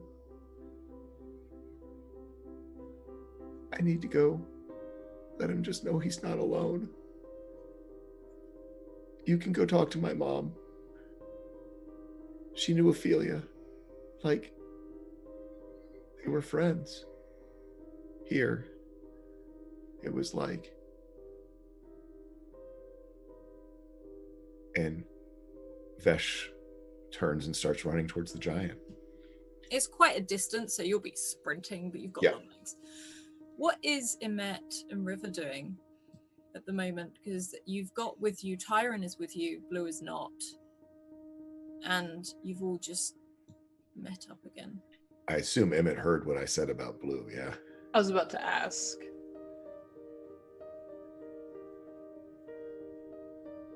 I assume she heard what I said about Blue being shot. Would you have said it loud enough, or were you saying? I mean, I was, it was Vesh. Vesh is not subtle. Emet, you would have heard this. In that case, Emet probably isn't moving. And their eyes are kind of like shifting between like a yellow and an orange. Tart puts her hand on Emet's cheek and just looks into their eyes. The only way we can help him is if we wake up. And she starts walking toward Vesh's mother.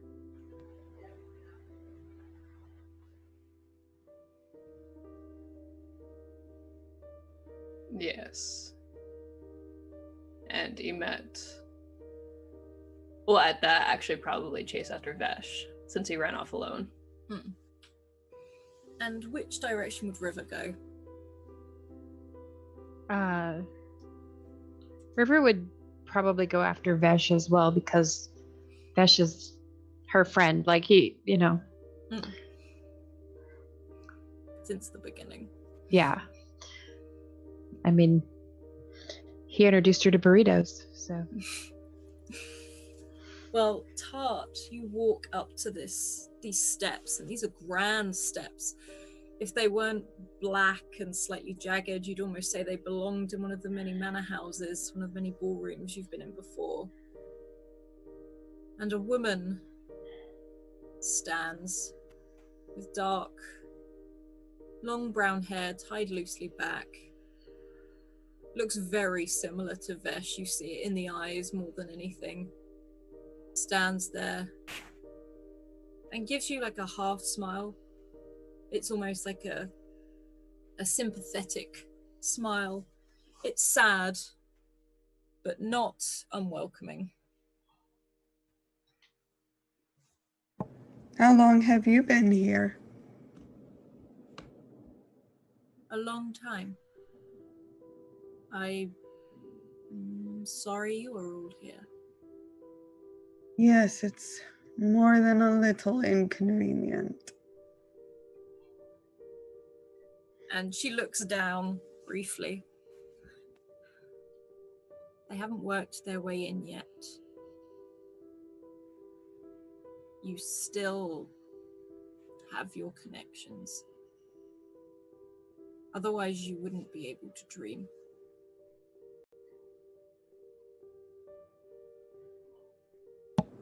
See, this is because you broke through their reality. This is the reality. I can't see what you saw.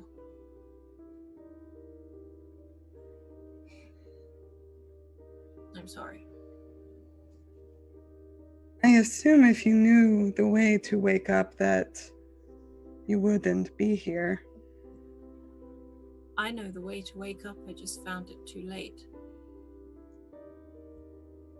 Will you tell us how? I'll take you there. Get my boy out, please.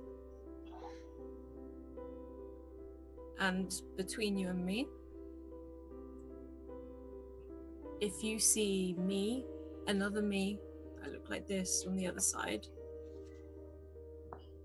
don't let him go near it. It's not me. I won't give him the chance. Thank you. To me, my body is dead.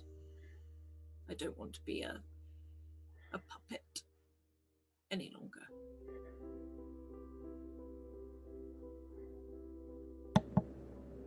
I'll take care of it. Thank you.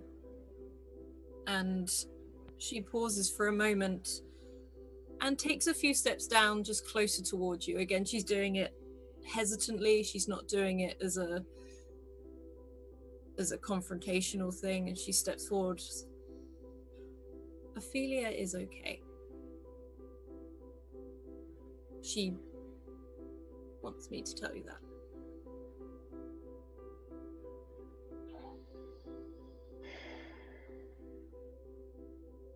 And she's happy, believe it or not. She's not one of their puppets. She's free. She's not. And she looks around. She's not here. She's Your mother, Elvenor. Force of nature. For my sake, don't let her come back here, please.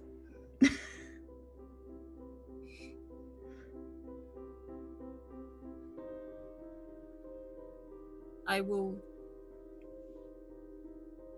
take you to one of the exits I know. And then, I don't know how. I know there's more than one exit, but you seal it shut. And just, I know you will, but promise me, as I said, if you see me on that other side, just kill it.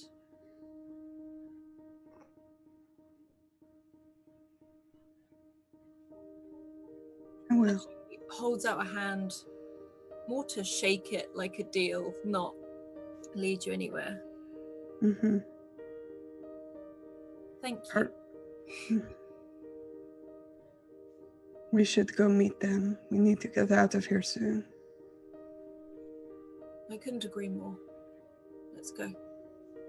And Vesh, you're running towards this giant. You're running, and it's quite far away, but you feel with each step this giant is moving things around. He looks lost, and Imet and River, you're catching up. As I run, Vesh just more and more realizes that this is the voice that has been guiding him through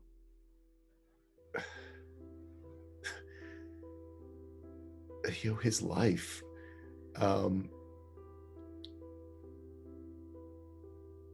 Even though the merchant took care of him, this giant was kind of his father. And as he's running, he just puts everything in his mind to will himself bigger, to be up at the same scale, because he wants to meet this being that is his father eye to eye.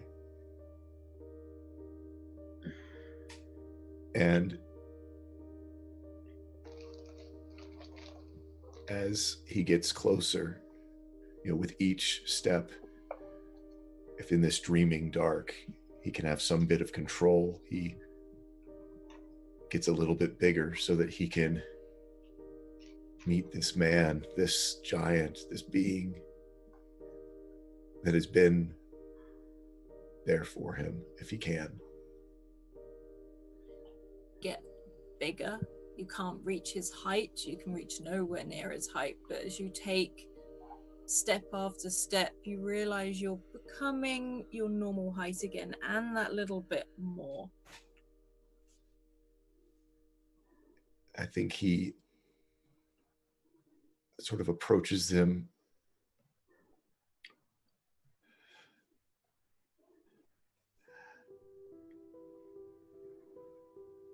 almost like you would approach, a relative or an older person that who has dementia or Alzheimer's, and just gently try to reach up, and if you can, take his hand or even just a finger. It's okay.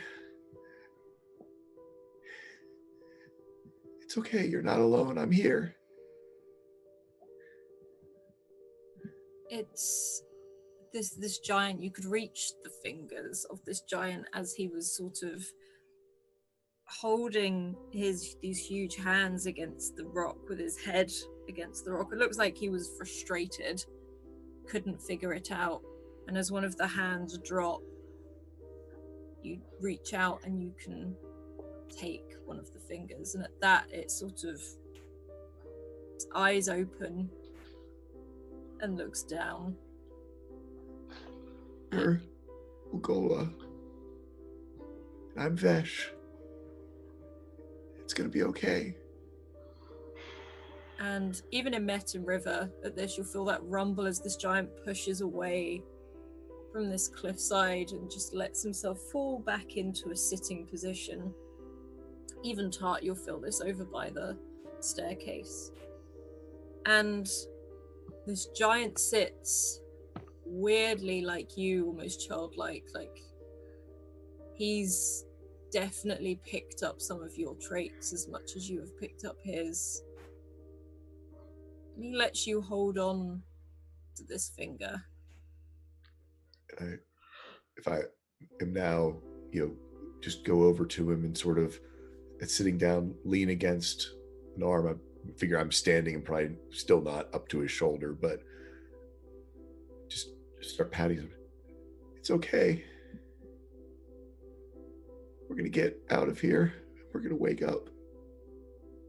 We're going to find home. I'm Vesh. You're Ogora.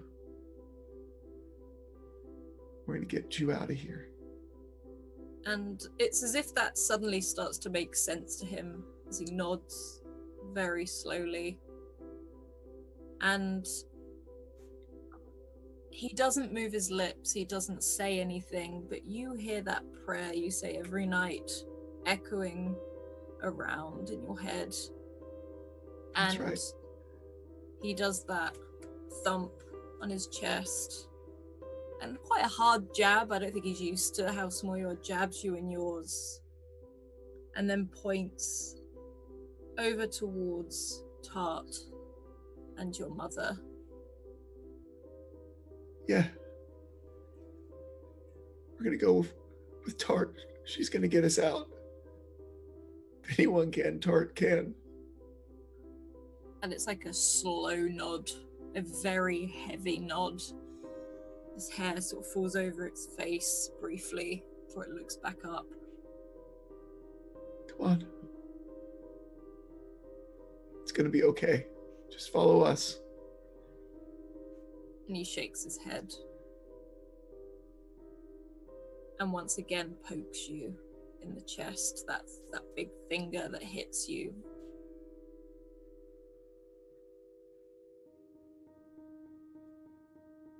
Have you been here the whole time? And there's that heavy nod. Once more.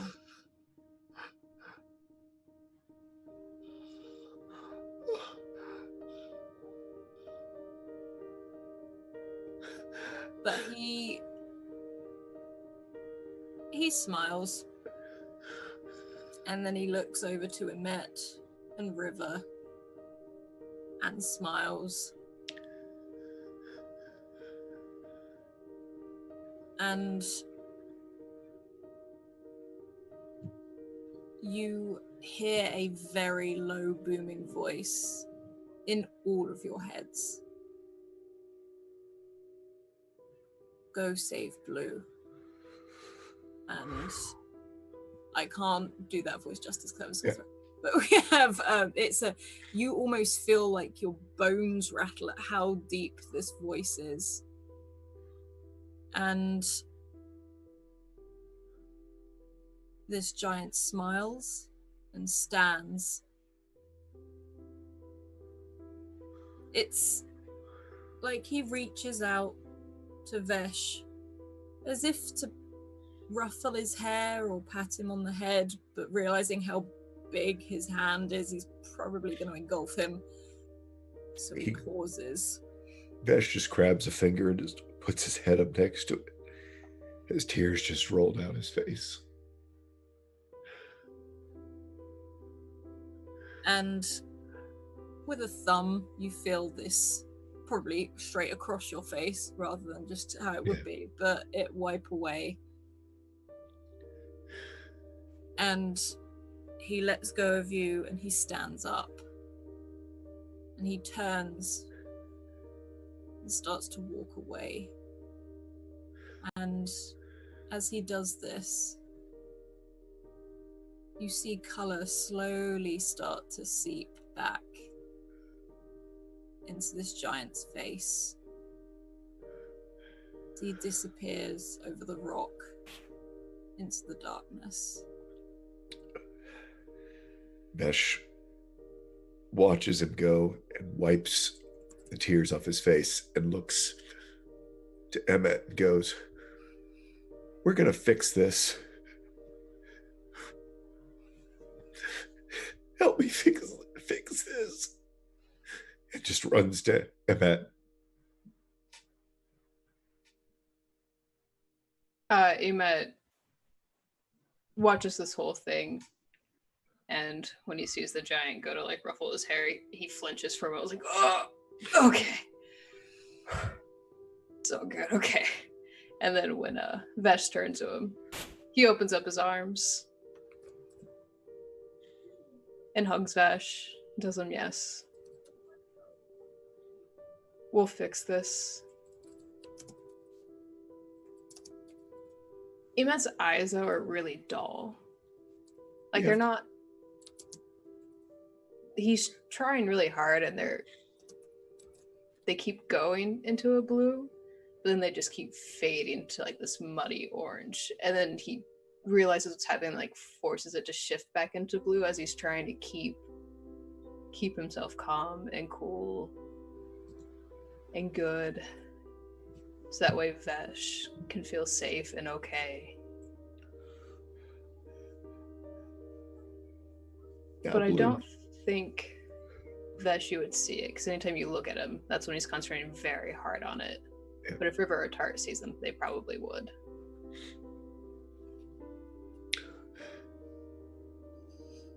First blue. We've got to fix blue. We've got to go. We've got to go. And I think at that point, he kind of, with a new burst of energy, grabs Emmett and starts dragging Emmett towards Tart and his mom.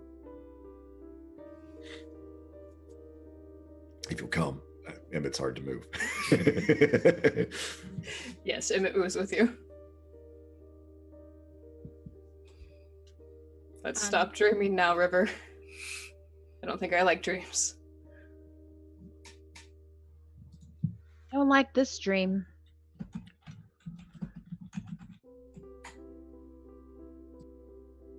Walk forwards and you can walk up the steps where you see Tart and Vesh's mother just quickly withdraw hands. Ready? She knows where the exit is, but we have to move fast. It won't work if you're here too long.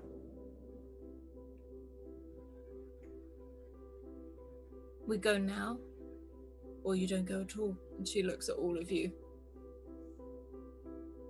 Let's go. Let's go. And she turns and starts to walk through this almost like ruins. They're not ruins. It's like these cliff faces, these huge towering like boulders and tall bits of rock could have been ruins at some point. And as you reach the top of these steps, you see more steps off to the right.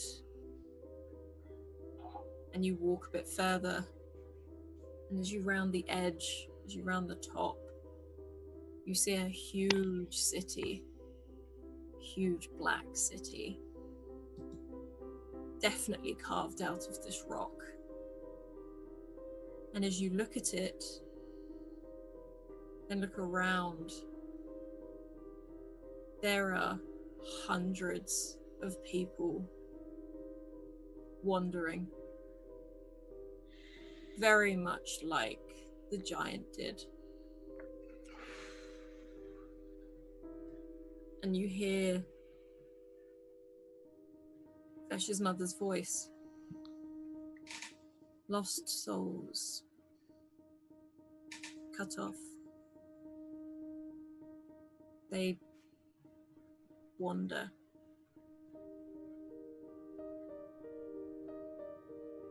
And you see maybe like a gulp for her. Maybe Tart would have seen it as she's closer to her. And, well, I will keep moving. Keep moving. While we walk, Vesh will just ask, is that home? And it's that, again, that half a smile. Not the one you grew up in. But yes. It's the other side. Everywhere has another side here.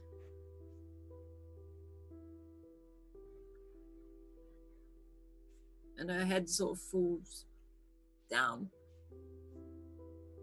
And all around you, you hear this weird scurrying and scuttling, and you can see these spiders all sort of crouched on the rocks, not coming up to you, not doing anything, but you see them wander amongst these people that look lost every now and then, pushing them in different directions, almost like they're confusing them, like they're throwing them off course. And you see your mother shudder. You all see her shudder. Ugh. Dream feeders. If you get the chance to squash one, squash it. And they seem to be more like pests, not things that are after you. But she pushes in between one, and you hear a little squeal as she sort of boots one at the side as it goes closer to a person.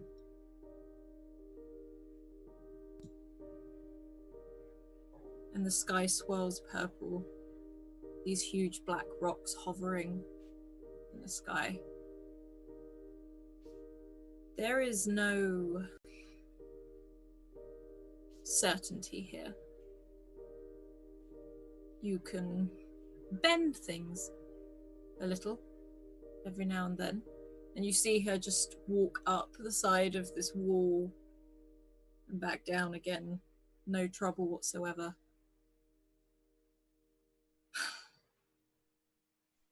We're close to Cyre now. We'll go. And you see her walk up this final staircase into this city. Vesh, you've seen this city before. The rest of you probably not. It met from a distance. Maybe you entered the gates once. But it's not how you remembered it. Everything is almost exactly the same, but carved out of this black rock. Again, you have all these people mixing, wandering. You see a few more giants overhead. A bit like before, wandering, lost. And off to the right, you have this view of everything. All these pools, almost like a lake. This dark, dark lake where a huge dragon skull sits, half submerged in this water.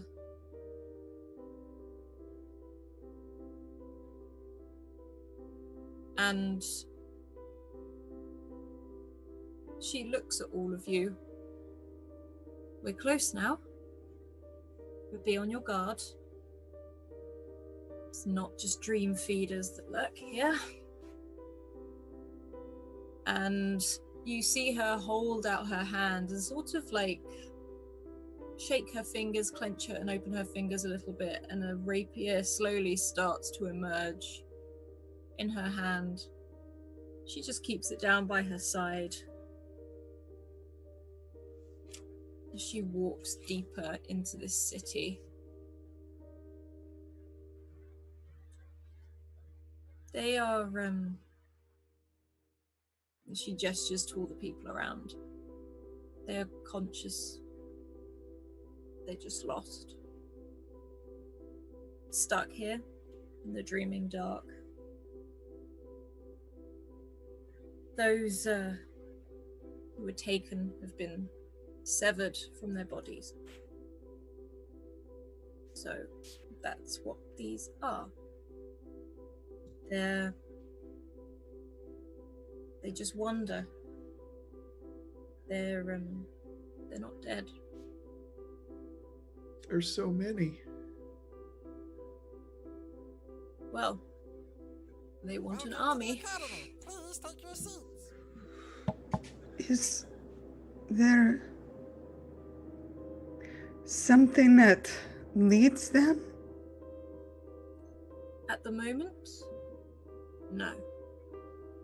I know there's something here. I haven't heard it or seen it yet, but I've smelt it. There's something here, something. You see her again wince, something that sings to you. You hear it singing. Everyone here, they won't be getting their bodies back.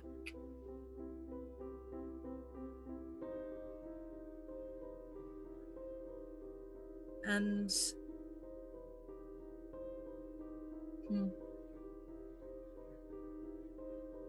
anyone you see here, if you see them in the other world,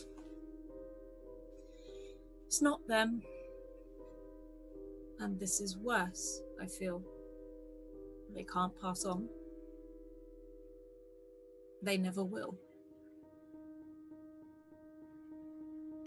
Tart starts looking around and looking for faces that she might recognize, although there are so many, but any she can suss out. There are actually one or two, but they're not of someone of necessarily you were close to or anything, but more like seeing that person in the street. And then, can you make a perception check for me, please? 17. On a 17, you look over to one of the... there's a fountain in the center of this courtyard. There's a young man sat by it, sort of head in his hands, like he's... And you can hear him, so I don't understand. I don't remember coming here. I don't know where they went. And you see Tarlin stand up and then start to walk away, confused.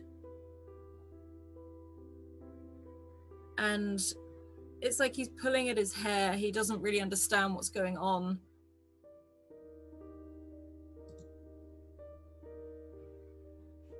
And you can see him really trying to think.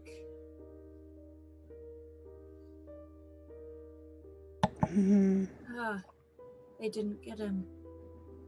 I think I did the right thing. And he keeps walking.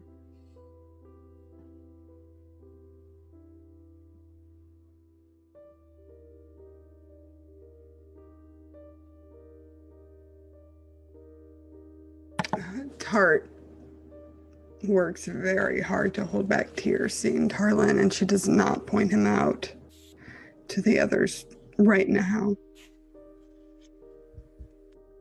You get the feeling the boy he's talking about is Rush. You get the feeling that this has probably happened to him because he's protecting Rush. And you walk through the city, and it's getting lighter and lighter. You're walking through to the center, and you see this huge building, almost like a temple. Maybe it was used to hail the gods many, many years ago, but it looks like it's disused now. And you can see something in the center glowing. It's more like there's a light coming off of it. And there's that feeling of warmth, like you feel quite cool in here. And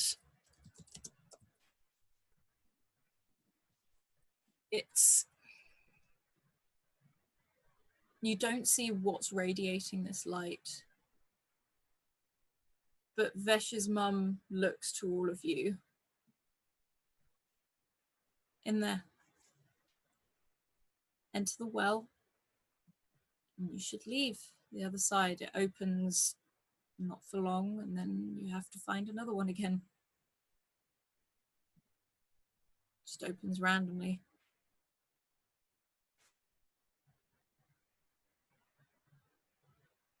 You should be fine the other side and wake up wherever you were. If you weren't together, find each other. Yes. Come to my room.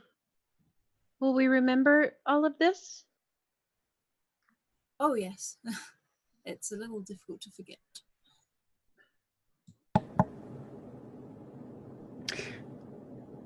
I'll be there as soon as I can, Vesh. I need to finish something. Emmett, what do you do? What can I do? What can I do while I wait for you to get there? How do you keep a Warforged?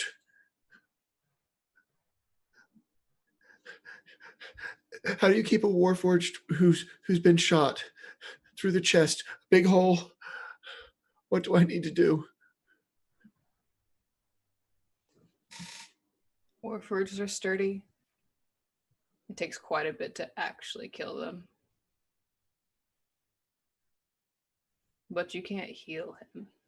We'll need someone to fix him. I know a bit. I'll get there as soon as I can. Try and give him a reason to hold on. Usually that's what does a Warforged in.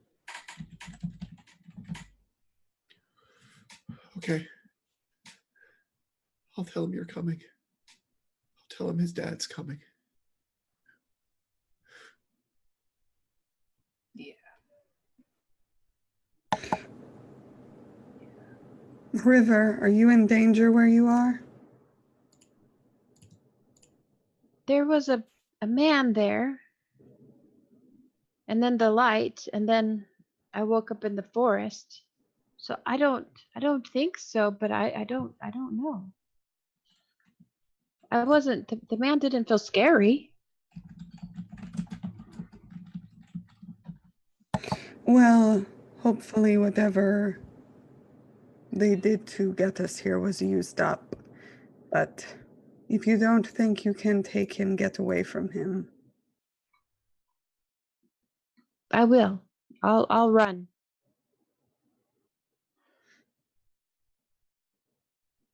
And Vesh's mum walks over to Emet. I've never known a Warforged to grow a beard before. It's rather fetching.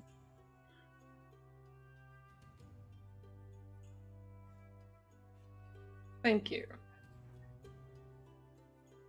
I saw many of you once, years and years ago. But you Welcome to look- the Academy. Please take your seats. I think it's the beard. You look kinder. You look different. And thank you for looking after my boy. Of course.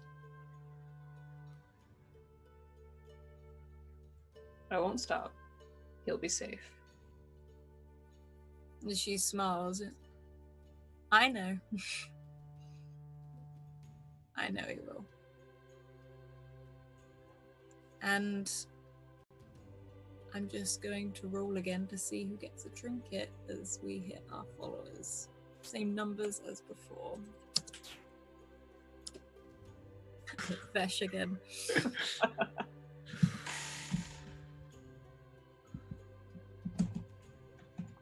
Seems like every time you roll for that, you roll 1. I know. I think it's just a nat 1 thing I have. Let's have a look.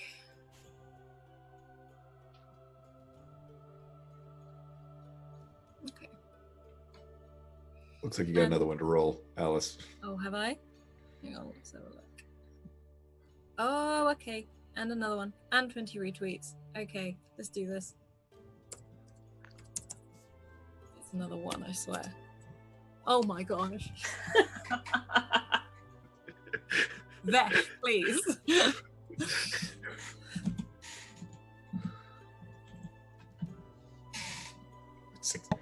Nice. And Vesh's mum looks to Emet and says, "Thank you. I know you'll look after him."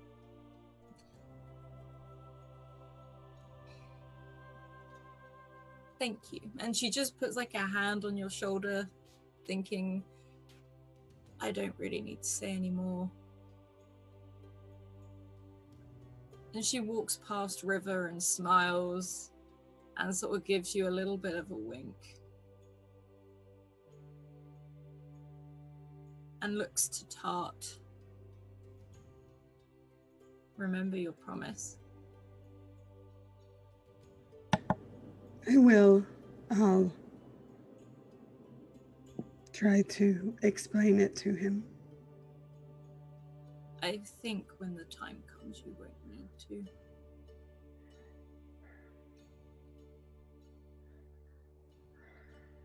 And it's almost like she can't help it. She hesitates quickly and then she gives you a hug, like a proper mum hug. And it's quick, but it is that proper hug and a squeeze. Tart grabs onto her. And she sort of rubs your back. Is it? There it is. And draws back and looks at Vesh and walks over and can't help, even though you're taller than her, does that slight lean in as if she was leaning down to a child, but not. Now, this, and she reaches into her pocket and pulls out this glass. It's not an orb, it's a weird looking shape. It almost looks like some of the rock around you, but it's clear glass. This you can take with you. And I want you to look after it for me. It's Cyre made. I feel you should have it. And it was also your father's. So I think. And she smiles that little bit more. He received it as a gift. And I say a gift, he called it a gift. More of a token from a friend before he passed.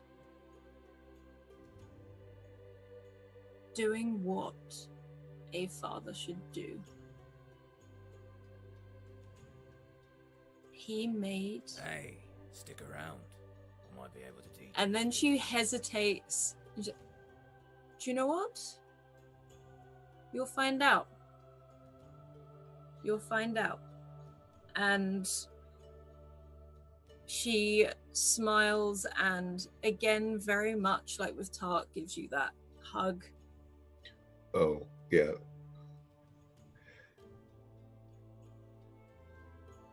And she kisses you on the forehead and says, "Be strong like that giant. Be strong like your dad." And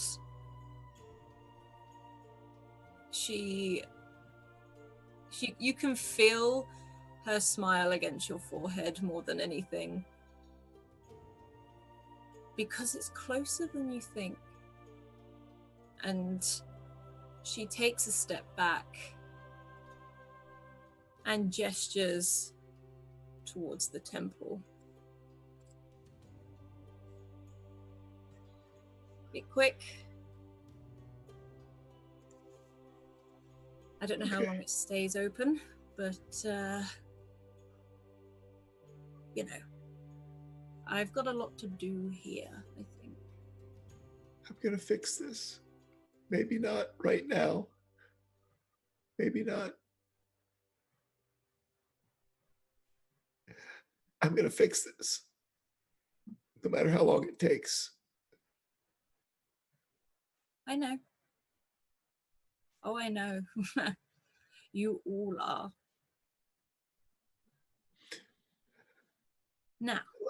I love you, Mom. And It's like she looks taken aback by this because you haven't seen her since, well, how old was Vesh? He was just a little guy. I mean, his memory is more being told he has memories. You know, he was 3.5, 4, maybe. And she smiles. I love you too. Now go on. And you can see her almost like trying to hold back tears, and you can see her eyes well up. Go on. It's fine. This isn't the end of it. This is fine. Yep. Okay. Now. You've saved me a second time. Next time I save you. And she smiles. And I need you all to make a perception check for me, please.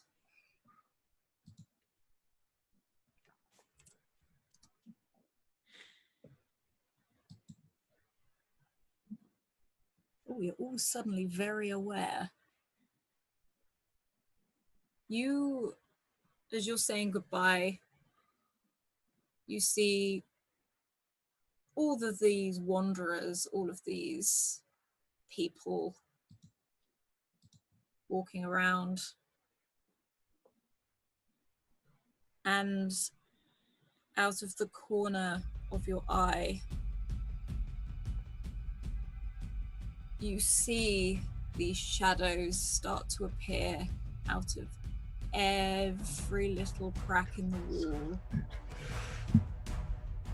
Every tiny little bit. They seem to be pushing through this crowd of wanderers, all of these people. And you hear your mother, go, now, run, and she draws out her rapier and runs towards this group, this almost this flood of darkness, and you can see the faces in this darkness for the first time. Almost human, but they're just sharp and angular. The eyes are angry. And Vesh, you recognize that one at the front. That's the one that wants you to open the door. And you can hear them. You can all hear them. None of their lips are moving. There's a door. There's an exit in the temple. You sort of see it's more like a hissing towards each other as they run. They are sprinting towards you. You see all these people, Tarlan, all of them just engulfed by this darkness. What do you do? Run. Yeah. I push Vesh. To the well, right? Yeah. I'm shoving Vesh ahead of me, making sure he doesn't hesitate or look back or... I take River's hand. Yeah, you grab River and just start dragging her. And if anyone looks back, you will see this woman, not necessarily as a mother figure now. This is a warrior that is running back into battle. This rapier is out and she is just storming straight into this army of darkness. And you run through this temple. You can see a glow up some stairs and in another room, and you can sprint towards this well, as she called it. You can hear her voice. You can hear many voices crying out, not in fear, but in anger. And you can hear their voices hissing and whispering, not really any words you can tell, but it's a definite hiss. And you run up into this chamber with statues of gods surrounding you. You see at the end of the room a huge statue of a figure, a man cloaked, holding out a box. with his hands. Underneath is this swirling well of purple. I need you all to make a wisdom save to see if you can resist this box. Oh my god, Alice. Oh my god. Look, you're gonna do it 10 times worse to me in like an hour. I'm gonna use a reroll. You know what Yes. bards are like. Oh my god. Wisdom save. Mm-hmm. I'm gonna use the reroll. Oh, we have to take the reroll though, don't we? You do have to take the reroll. I can tell you that you have passed this. Okay. I'm gonna try. Can I use another one? You can use another one. You can use as many rerolls as I you don't want it. The pass is a 12. Okay. Yes. I don't And want it. without River. Wisdom save. It was a 16. Yeah. Yep. So you all feel, apart from River, you seem pretty focused on this swirling pool. And the rest of you actually met more than you feel this draw to this box, but you know this is bad. You saw this figure down in the dungeons. You saw that carving. As the box opens, you feel that draw again, but there's nothing. You know this is bad. There's something in you that is just screaming, no, no, no, no. And what do you do?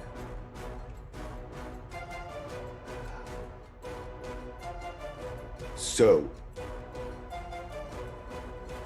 it's just a mechanical question. Do we have access to magic at all or not? The closer you get to this pool, you feel the stronger it is. As soon as we are all about to jump in, Vesh casts fog cloud at 3rd level and just blankets the whole place so no one can see where the portal is, and then it just fills the temple with fog to block, so that, so they can't follow us. Yeah, you do this. And you can hear them, but you can't see them. You think this has worked. And Emet says, thank you, Tool School. I need you to make me a history check. I need to make a history check? No, Emet Oh. does. If I need to, I will use a reroll because I want to know. Then you will need to use a reroll. Okay.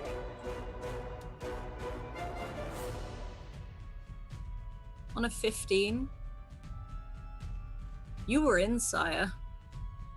You were in there when the mist was triggered. You don't know what triggered it, but this is what it looked like. This is exactly what it looked like. So, are you going to jump into the well? Or would you like to face another wisdom save?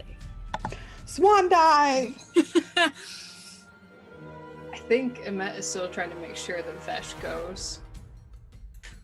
Oh, But yeah, then Vesh. Okay. Vesh is Vesh out. casted it. At this really like Emet almost pauses when he sees the miss and doesn't realize that Vesh isn't there. So he's pushing his hand out to push Vesh, and that's when he was like, oh god, and then he jumps in.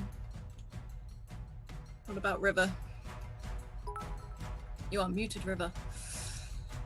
River already went in. She's She's you like, box? What box? You all dive in, and you feel that swirling, that disorientating sort of feeling again. In fact, some of you feel pretty nauseous, pretty sick, as you are thrown around in this purple and this darkness. And thank you, Kentucky Hawkeye, for a reroll for our wonderful Lauren. And you are thrown about. Tart, you feel like a crash as you fall back on this bed, And this is a heavy crash. You feel like you've just been dropped from the sky. And you hear a yell as Tyron sort of crashes down too, just missing the bed. Straight off the other side. And another one from Potato Hollow, thank you. And you are back in Tyron's room, where he sits bolt upright and looks at you and looks around in a hurry. We need to get to the other room, right? I have something to do first. Is there a clock in here? Oh yeah, there's like a big sort of like grandfather clock style. Is it before Demetrius showed up? Yep. Gonna get him. Okay, cool. There is a knock at the door. Yes. And Tyron looks at you again. And then looks around the room. He sees the blanket you put over him has fallen down at the side. The door is firm shut. And you hear, "It's the captain." That's who it was before, right? And then he changed. Mm-hmm. Yeah. Okay. I whisper to Tyron to hide. He doesn't need telling twice. Like, he goes straight behind that bed, and you do just see like this little top of the head like poke out and watch you. Mm-hmm. Great. Okay. Tart pops out her crossbow, her little hand crossbow on her bracelet. And as she walks toward the door, her visage of Tart, how she normally looks and likes to look, melts away, and she is full on her actual form, almost translucent, her hair kind of flowing back, her teeth sharper, her ears sharper. And I'm gonna use Unsettling Visage as I open the door, like shrieking and fire, just fire. Roll for me, please. Cool.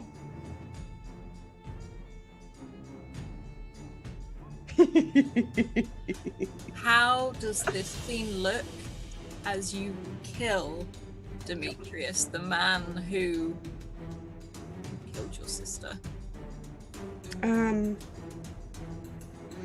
As I open the door and like, again, it's like hair whipping around her, like you could almost see through her, but there's like this almost pinkish glow radiating off her. And like in the Dreaming Dark, she's close to him. She just looks him in the eye and fires straight through his heart. You see him as the door opens, this smoking sort of figure, that burning smell, but you see the look of shock, and it's almost like a jolt that as it sort of hits him in the chest, and you see him sort of ripple a little bit and look down at you as this blood just spills out over the shirt he's wearing, and his mouth drops down and he just falls backwards with a crash. She spits on the corpse. That was for my sister. And she starts running to Vesh's room. You do hear Tyron get up, sort of almost stumble over the body on the way, but he follows you quickly behind. River, you wake up, you hear a dog barking, you feel like you've got a bit of a headache. Pilot is sat on top of this servant, snarling, drooling over this now quivering mess of a man as you come round. Was he possessed by one of those things? You're not sure. I don't want to kill him if he doesn't need it. The dog does look like he's got him right now, like pretty stable. This guy doesn't look like he's going anywhere. Okay. Then I will leave Pilot there and I will run to Vesh as well. Okay. But I'll tell, okay, Pilot, keep him there. I need to go do something. Yeah, this dog very quickly looks at you, tongue hanging out, and a quick wag of the tail before turning back and snarling at this man again. And Emet, you are stood back in the doorway that you walked into, almost like bracing yourself as you feel like you've just been thrown back into this position. The captain is dead on the floor. Emet just turns and runs up to where the bedrooms are. So actually, I don't know if Emet even knows where Vesh is. He just knows he's upstairs. So Emet is just like pounding down the halls. Any door he comes to, just like hammer fist busting all of them open and looking through them. So it is loud and destructive. Yeah, you can tear along this corridor. And Vesh, you are thrown awake. You almost feel like you've been jolted awake by a boost of electricity. As you lay there on this floor, almost keeping yourself up by this bed, you can hear footsteps thundering towards you. What sounds like, in fact, River and Tarch, you'll be almost there, and then you see Emet thundering, almost like grabbing the walls and starting to run towards this room. Just time-wise, is Blue shot, or is the person is the corpse here? Blue is shot. Okay. Blue is down. So I come back at the same time I was at. Okay. Yeah. I look down over Blue and I hold Blue's hand very much in the same way that I was holding Ulgora's hand. And I put my other hand on his head and just go, Blue, I need you to hold on. Your dad's coming. He's going to be here in just a minute. Everything's going to be okay. And almost like Ulgora wiped tears away, and I know he doesn't cry, but just with that same, sort of thumb across his cheek, across Blue's cheek, I just need you to stay with us right now. Your dad's coming. Your dad is going to be here. He's going to save you. And with that, we will leave this week's episode of Eberron. And I want to say a massive thank you to Gemsong, who donates £30 for a magic item for Tart, Emet, and River. And I will bring those in next week. I'm not going to forget that. I promise I will start working on that now. So, Zemo, hope everyone's all right. We are going to go round and just say where we can find you and all that Shazam, and also our favorite bit before we head over to Tales from the Grim, where Lauren and I are going to sprint to next. So I am going to go in reverse order this time. So we're going to go with Phoenix of 89, or Ash. Hello. Hello. I am Ash, Phoenix of 89. If I am anywhere, that's the handle I go by, because as of yet, no one has stolen it from me. So, and that was an intense session. Like start to finish, that was amazing. Man, that was wonderful. Favorite part was probably just watching Lauren enact her rage silently throughout the whole thing. Awesome, thank you. Oh, I love it. And then we're going to head over to a geeky tea party. Hi, Kim. Muted. There we go. Okay. Hello. I am Kim, or a geeky tea party, and you can find all of my everything over at ageekyteaparty.com. And my favorite part, that's really hard. Since I'm like so new, I like watching everything unfold and like figuring out my new friends. And I'm sitting there thinking like, well, River's thinking, what did I do? How did I get here? And like, I know that I'm here for a reason, but I just liked watching it all unfold and trying to figure out, like, as far as River is trying to figure out what is going on. Awesome. Thank you. And then we're going to head over to Sweet Summer Child, that is Vesh, or Tall Squall. I'm Tall Squall. You can find me at Tall Squall on Twitter, where there's a pinned tweet to all of the things that I do around the interwebs. It's got to be, Vesh's scene with Ogora. I've been needing sort of an emotional release for a little bit, just in general, and it just hit on every little piece of that, and so it was just this nice, perfect little moment for me. So thank you for letting me have that, Alice, and thank you, cast and everyone. Also with emotional trauma at the beginning, which it turned out the real moment was coming later on as well. So it's Vesh is quite dear to me. So it's always fun to come in and share him with you all. Awesome, thank you. And last but certainly not least, the person whose silent reactions I live for. That's Salty Ginger. Hello, Lauren. Hello, Alice. That was my favorite session of D&D I played. Oh, really? Wow. Yeah, I loved it. I loved everything about it. I got to do the things I love best, which are kick ass and cry. I loved it. Yeah. My favorite part was killing Demetrius twice. I thought you might have wanted to do it twice. It was very satisfying.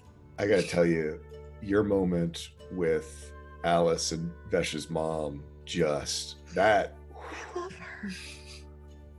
Yeah. I love her.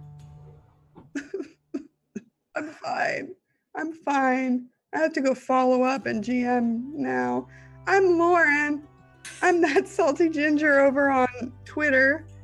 I'm one half of Salty Sweet Games with my best friend Kiana. I'm also a team member over at Tales from the Grim.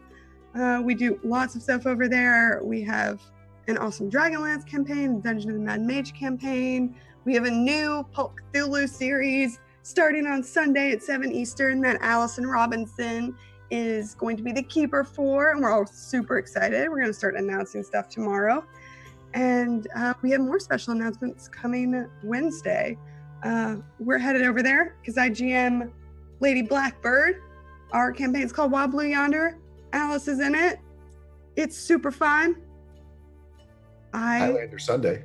Oh, Highlander starts Sunday. Yes. That as well. We have a super, super exciting week coming up over on Tales from the Grim. This was awesome. I loved it. I'm so glad.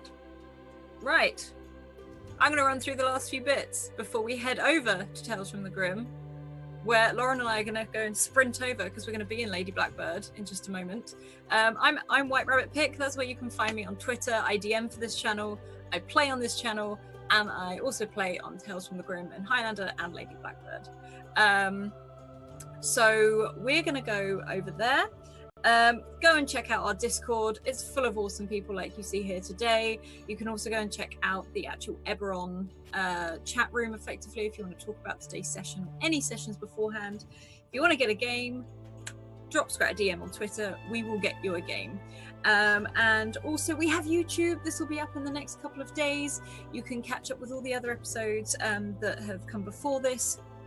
And also we are full-time, so if you would like to support us in other ways, you can sponsor us on sponsor us is a completely wrong word. Support us on Patreon.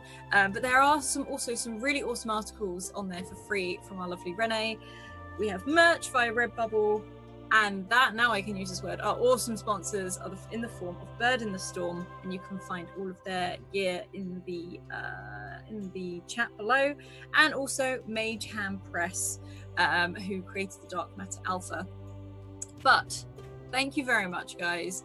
Now head over to Tales from the Grim, where there's probably going to be I think Lauren's going to get her own back, and as we go and play Lady Blackbird, and I'm my little goblin, and I will see everyone later. So keep evoking emotions, and I'll see you again next week.